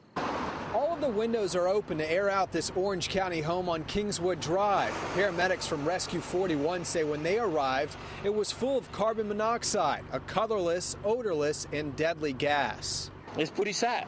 A 41-year-old mother couldn't overcome the fumes. She died shortly after being pulled from the home. Her daughter was able to call 911 and was rushed to the hospital. We had an idea already that it could possibly be carbon monoxide, so our thinking, getting on scene, we immediately checked the structure from carbon monoxide, and right off we discovered that was the case. Neighbors say the family didn't have money to pay their electric bill, so they bought a small generator and had it running in the house. This is going on maybe about 3 or 4 weeks that they don't have no power. Crime scene investigators took the generator away as evidence. Every generator has a label on the side that says the exhaust can cause severe injury or death. It's avoidable. It's totally avoidable. Orange County Battalion Chief Renee Stone says there are symptoms everyone should be aware of. It can bring on a headache, it cause you dizziness, nausea, vomiting, and getting sleepy. They stress that carbon monoxide detectors are just as important as smoke detectors. Just need to get a couple of them and place them around your house. When rescue crews arrived at this home, they had to wait outside and then put on their air packs. Tonight, Orange County deputies have not released the name of this mother or her daughter. Reporting in Orange County, Craig Lucy, WESH 2 News.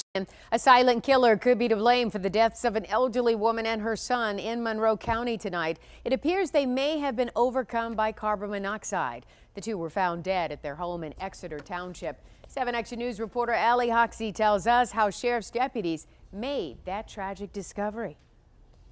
A sergeant with the Monroe County Sheriff's Office tells me a friend of Mark Keebler's called them to do a wellness check after he had not seen or heard from Mark in about a week. When deputies arrived to the home, they found Mark and his mother were both dead. It's hard trying to figure out exactly what the circumstances are that led up to the deaths. The Monroe County Sheriff's Office says the two people that died inside this Carlton home are 83-year-old Alice Keebler and 57-year-old Mark Keebler.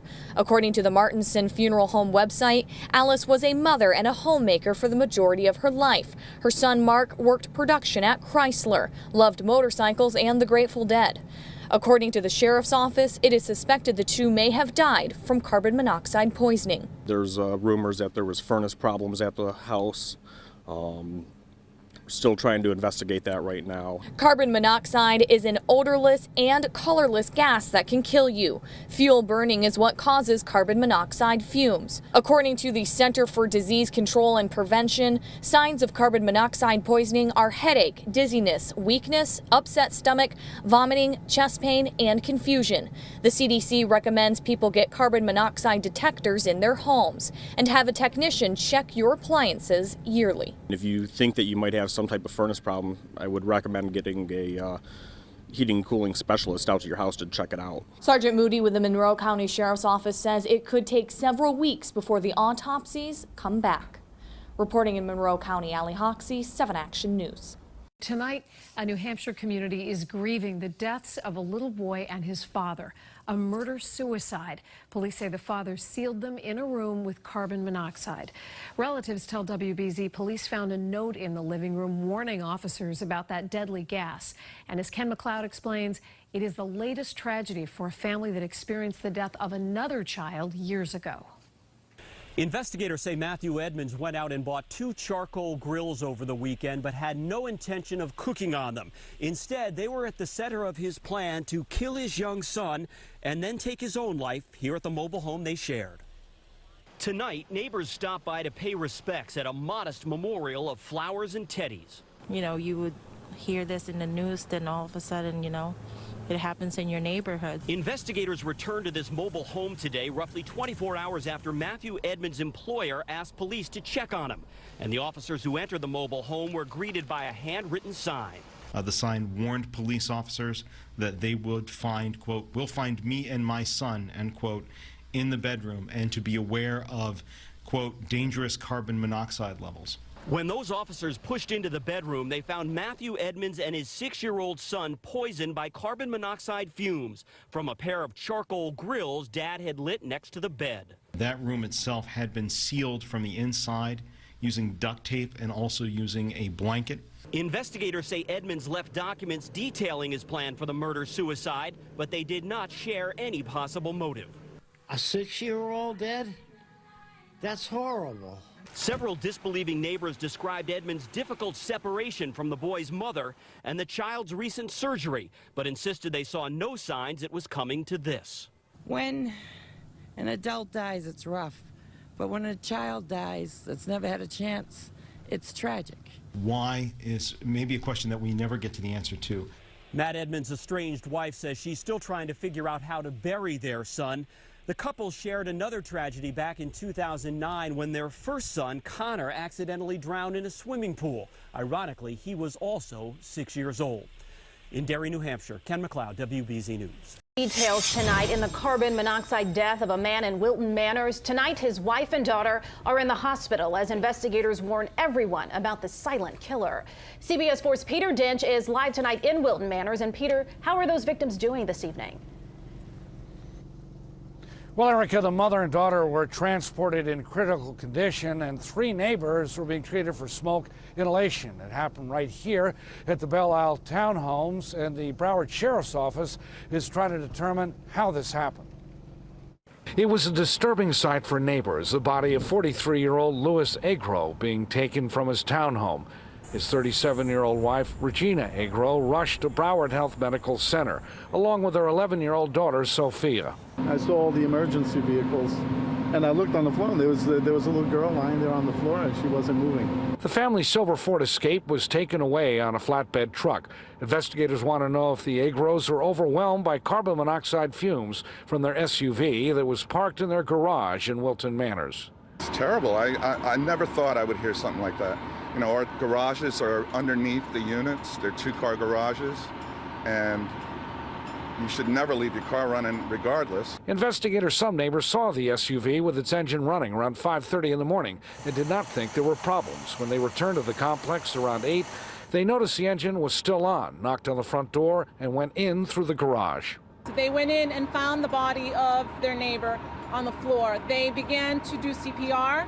They noticed that the car was on and running. They turned off the car and called 911. PSO says 2 men who live in an apartment next door were also overcome by fumes and transported to the hospital, as was this Good Samaritan who tried to help the victims.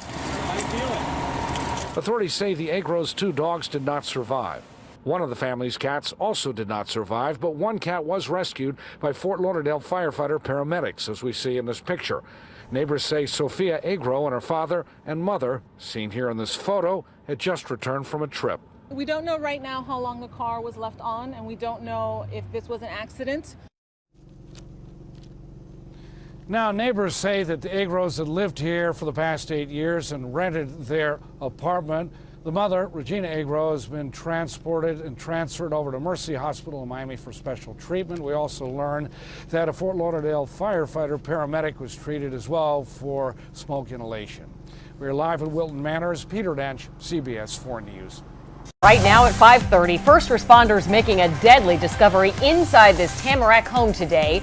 When those emergency workers arrived on scene, they say there was a strong smell of gas. That's when they went inside the home to find a car that had been left running in the garage, and that's not all they found. Local 10's Carlos Suarez live with more. Carlos. Late this afternoon came word that one of these roommates was aware of the suicide, and as well as a note that was left behind detailing on how to notify the family. In fact, we're told it was a loved one that came across the bodies of these 2 men. The details of what happened left neighbors in disbelief. 2 men and a dog found dead inside of a townhouse and a car engine running inside of a closed garage. You think that something like this would never have happened close to home?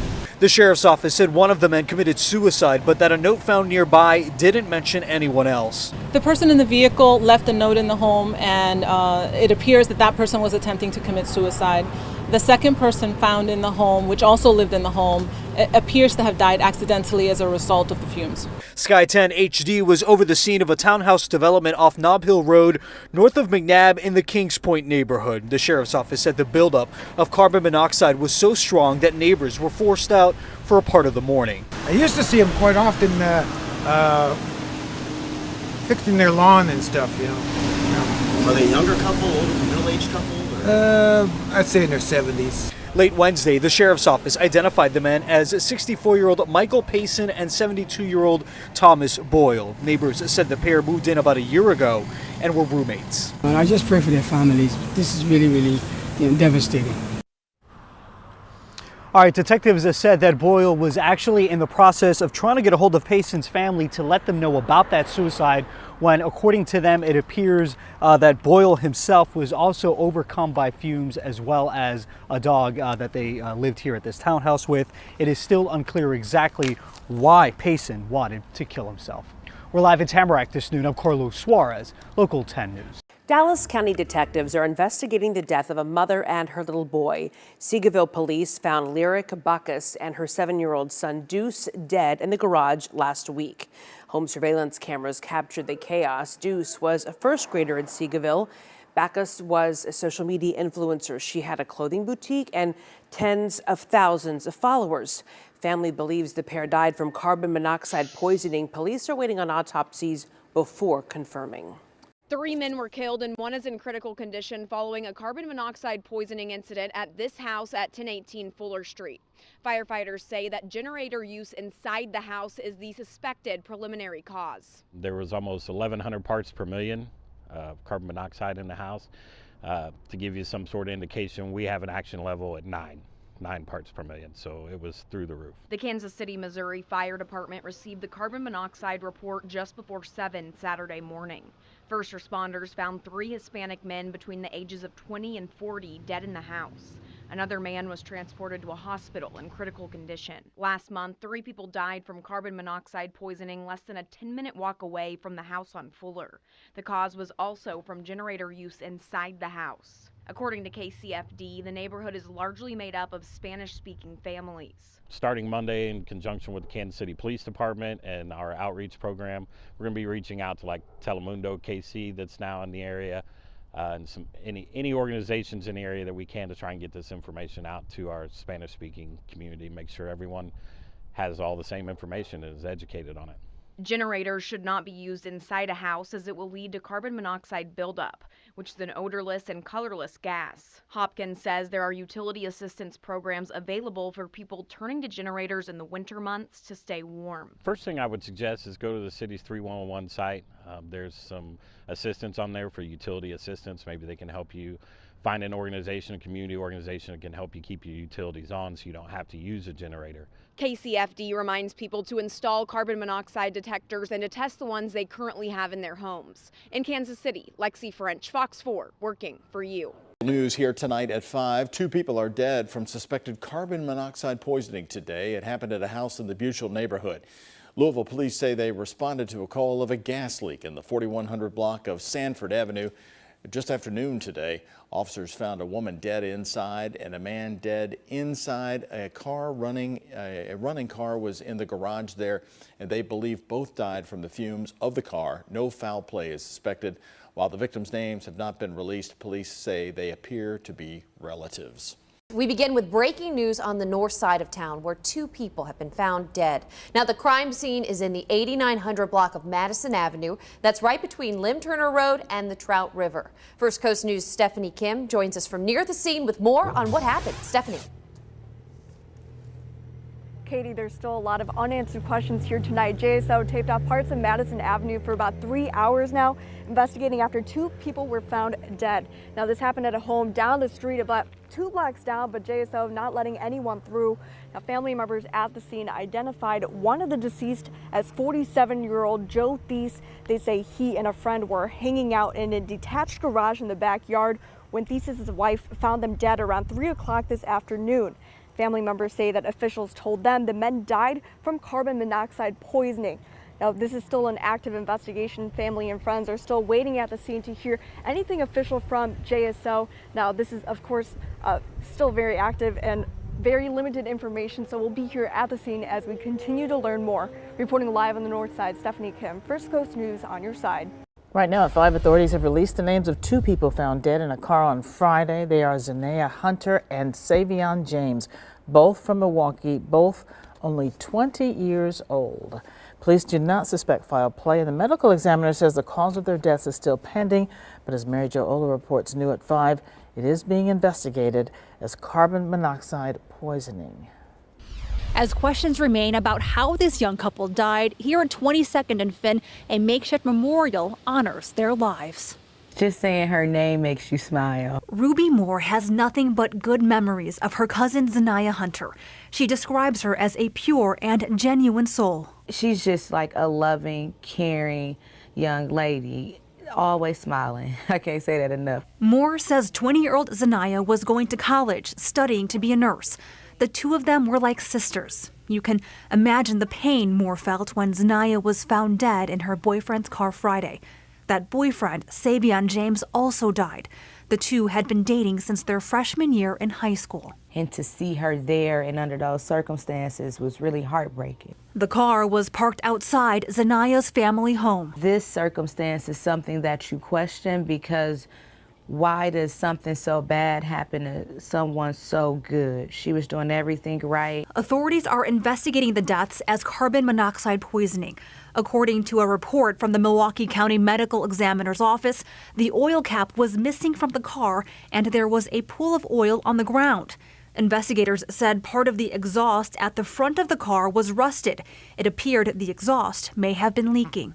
Official cause of death is still pending. It's a traumatic experience, but for them to have to go through that together, is the light in all of the darkness. At least they passed together, loving each other. As the immense loss sinks in, Moore hopes people will be kind to others because that's how Zanaya lived her life. Mary Jaola, today's TMJ4. Tragic discovery this morning inside of an East Oak Cliff home. 4 people, including 2 children, were found dead inside a house under renovation. Thank you for being with us this evening. I'm Marisa Vedra. Investigators say that the 2 adults were working inside that home near Ledbetter and Frio Drive when the home's owner found them this morning. Our Lauren Zakalik is live at this home with the latest on this. Lauren. Marie, investigators believe carbon monoxide is the reason those 2 adults and those 2 very small children died. Dallas Fire Rescue says 2 male construction workers were staying in the home overnight, and one of those workers brought his sons with him. The home's owner tells us tonight those boys were 2-year-old twins. It appears at some point overnight the men brought a gas-powered generator inside, perhaps to keep people from stealing it, but instead it poisoned the home. The home's owner went to check on things in the morning, and all 4 people were dead inside. DFR says no windows were open, and the generator gave off extraordinary levels of carbon monoxide. Carbon monoxide levels read over 200 parts per million. To give you some kind of perspective, for a prolonged period of time, exposures as low as 9 to 10 can be fatal. Investigators removed that generator from the home while they were on the scene earlier. The medical examiner's office has not yet officially identified any of those 4 victims. We're live in Oak Cliff. Lauren Zakalik, Channel 8 News. New tonight, we learned a teenager found dead inside a car in Fairfax County earlier this summer did not die of an overdose like police originally reported. 16-year-old Ray Maldonado died inside a car in a parking lot back in June in Falls Church. Another teenager in the car was also found in grave condition. Police originally classified Maldonado's death as an overdose, but an autopsy determined he actually died of carbon monoxide poisoning. At a vigil following his death, friends and family members said they never knew Maldonado to use drugs. Police are expected to release additional information soon. For the past few days, we've been warning about the dangerous ways that people are trying to stay warm. This morning, police say 2 people are dead in southwest Houston after a carbon monoxide leak. This happened at a home on La Roche and Imogene. We're joining Channel 2's KPRC 2's Vincent Crivelli. He's live at the scene. This is just an awful byproduct of trying to stay warm. Vincent, what's the story out there? Oh, and just a terrible situation. There is no power in this area, and Houston police say that a woman was just trying to stay warm inside of her car in a garage, and that led to this tragic situation.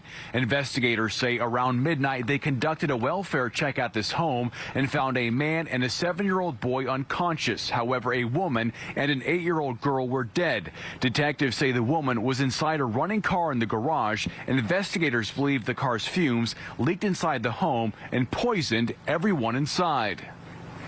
You know, it's a very difficult time. A lot of people are without power. I know it's cold, but you got to be careful about using, like, say, generators or a car inside a garage or any type of fire, you know, a grill or charcoal grill or like something like that. Carbon monoxide, it's odorless and it can kill people very easily. And detectives say that 7-year-old boy is in critical condition. However, the man is expected to survive. For now, reporting live in Southwest Houston, Vincent Crivelli, KPRC 2 News.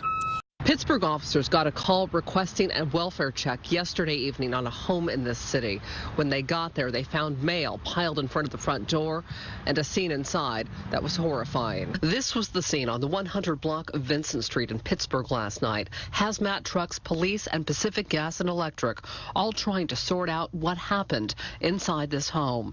Officers who got no answer at the door peeked into a back window and saw someone in distress and then forced their way in. Clearly, they were altered, so we pulled them out of the house. We also found a deceased female in the house. There was also a grown man and 3 children, aged 6 to 16, inside, all suffering the effects of carbon monoxide poisoning. After clearing the house, officers began questioning neighbors who say they hadn't seen the family outside in over a week. According to Confire spokesperson Steve Hill, that is not surprising. Oftentimes, these events are not short-term ones. They don't come on instantly and sicken and unfortunately kill people. They tend to go on for days. And so Hill says this incident is an unfortunate reminder that before cold snaps, it is important to have heating units checked to make sure they are working well, because the symptoms of carbon monoxide poisoning can be hard to distinguish early on from seasonal ailments. well, the symptoms somewhat like common cold or flu. Can be fatigue. It eventually gets into disorientation. Hill says this tragedy could have been prevented had there been a carbon monoxide detector in the home. In Pittsburgh, Andrea Borba, KPIX 5. Pittsburgh police and Contra Costa County Police and Fire are still investigating this evening and hope to get more information about what happened once the surviving family members are out of the hospital. New at 5, one person is dead and 2 others are recovering as police investigate a case of carbon monoxide poisoning at a Tampa Palms apartment complex. Janelle Martinez joins us now from the Vista Grand Apartments. Good evening, Janelle. Good evening. Neighbors we talked with are having a hard time wrapping their head around how something like this could happen. But you see this garage behind me? Police say a man left his car running all night long inside with the garage door shut. I started feeling shortness of breath and kind of lightheaded and clammy. Sherry Chafin says she feels lucky to be alive after carbon monoxide filled her daughter's apartment where she's been staying. Police say a neighbor left his car running in an attached garage, putting everyone in this building at risk. They say a maintenance worker smelled heavy exhaust around 9:30 this morning and knew that carbon monoxide would be seeping into the apartments. He started banging on doors, but for 23-year-old Rebecca Hawk, it was too late. She died. Her 20-year-old roommate, Kashonda Joyner, is recovering at the hospital. Chafin didn't know Hawk, but hopes others will learn from this terrible loss. It makes you feel apprehensive. Like, I know I told my daughter, before I leave to go back home, I'm going to go buy a carbon monoxide detector, definitely for her later today. So it really makes you a lot more aware of your surroundings. Police say they have talked to the man who left his car running, but they haven't said whether this was a terrible accident or if it was done on purpose. Police say the next step is to talk to the state's attorney's office to see if charges will be filed. Reporting live in Tampa Palms, Janelle Martinez, ABC Action News. Thank you, Janelle. Story we've been following from the East Bay city of Pittsburgh. One woman is dead. 3 children are in the hospital following an apparent exposure to high levels of carbon monoxide. KTVU's James Torres is in Pittsburgh with the new information he just received from police. Good morning, James. Hi, good morning to you, Pam. Yeah, this all started with a welfare check a little later in the evening last night. Someone called into police saying that they hadn't heard from family members in several days, a family that lives along Vincent Street here in Pittsburgh. Police checked in on the home and say when they got there, they found a man incoherent and unresponsive. Officers went inside, found a woman and 3 children also unresponsive. Police called in Contra Costa Fire and medics to treat them. They pronounced the woman dead at the scene. The 3 children, ranging in ages from 6 to 16, now recovering at a nearby hospital, treated for possible carbon monoxide poisoning. Crews from PG&E called out to the house and measured a very high level of carbon monoxide. Police say the source of the exposure likely might have come from a heater meant to keep the house warm on a cold night like last night. It's not clear exactly where around the home that heater was, but the Centers for Disease Control says to never have a heater or a generator running inside your house or near an open window. Of course, this is still very much an open investigation, and once we have more updates and details from Pittsburgh Police, we will let you know. For now, we're live this morning from Pittsburgh. I'm James Torres, KTVU, Fox 2 News. Questions and outrage in Michigan tonight after a carbon monoxide leak at a hotel pool party took the life of a 13-year-old boy. The deadly gas is odorless, tasteless, and invisible, but easily identified by low-cost detection devices. So how did this happen? Here's ABC's Matt Gutman. All I remember is me just passing out and hitting my head. It was a birthday party gone tragically wrong. They reported 6 children in the pool area all passed out. Saturday morning, kids playing at the hotel pool at a Michigan Quality Inn and Suites suddenly start feeling nauseated and lightheaded. Then, around 10 a.m., a hotel employee walks past and sees a horrific scene. A group of 12 to 14-year-olds on the pool deck, all of them unconscious. They were putting masks on them and they were just pulling bodies and they were laying them side by side. The culprit is carbon monoxide, or CO poisoning. It's a silent killer. The odorless, colorless, tasteless gas is a byproduct of burning fuel, and when not properly vented, it can go unnoticed until it's too late. At the Quality Inn and Suites pool area this past weekend, the levels were dangerously high, 800 parts per million, 16 times higher than the federal safety level of 50 parts per million. The younger they are, the more that they're going to be impacted by the levels of higher levels of CO. First responders, some of whom were also treated for CO poisoning, raced the children to area hospitals. One of them, 13-year-old Brian Douglas Watts, died on the way. He was a goofy person. He was a good person. These are our last memories of him. It doesn't make sense. And I just pray that it never happens again. Police say the source of the carbon monoxide leak, a broken pool heater. It's a story painfully similar to one we followed back in 2013. Jeannie Williams and her 11-year-old son, Jeffrey, checked into room 225 at the Best Western in Boone, North Carolina. He liked to travel, and that was a neat thing to do for some reason. But that particular room had a deadly secret, a carbon monoxide leak from a faulty pool heater just below. My last vision I have of him is just sitting on the edge of the bed and him holding the iPad and playing a game. Sometime in the night, Jeannie wakes up feeling sick. She crawls to the bathroom and realizes she should call 911, but her phone is in the other room. And I'm thinking, I just got to get to my phone. And I remember trying to get to the door, and I couldn't. And then that's the last thing I remember. The next morning, a hotel employee comes to the room and discovers Jeannie and Jeffrey. Ma'am, that's 2 bodies, and I need some help up here now. Okay, are they breathing? Are they awake? No, okay. No, they're not. Next thing I remember is waking up in the hospital room. I couldn't talk. I guess that was from being in a coma. Her husband delivers the devastating news. Their son Jeffrey has died. And then he just kept telling me, be strong. I need you. I need you. But unbelievably, Jeffrey isn't the first victim of room 225 at that Best Western. I looked at my partner and I said, if I'm not mistaken, that's the same room we had the last call in. What's your reaction? Then we walk in and we find 2 more bodies. Same room. EMT Mike Edmiston was a first responder to Jeannie and Jeffrey just as he had been 7 weeks earlier. I just got in the room. There's 2 people. Neither one of them are breathing. Neither are breathing. No, ma'am. Darrell and Shirley Jenkins, a retired couple from Washington State, also died from carbon monoxide poisoning in the same hotel room. The faulty pool heater created yet another near tragedy just days after the Jenkins death. The Selinsky family checked into the room just above 225 to celebrate their daughter's birthday with a pool party and sleepover. All girls were very sick, puking in bathtubs, sinks, toilets. While I'm calling their parents, they were falling off like flies. It was pretty scary. Selinsky says she complained to the front desk. My name was written on a yellow sticky note, and I was told the general manager would be told.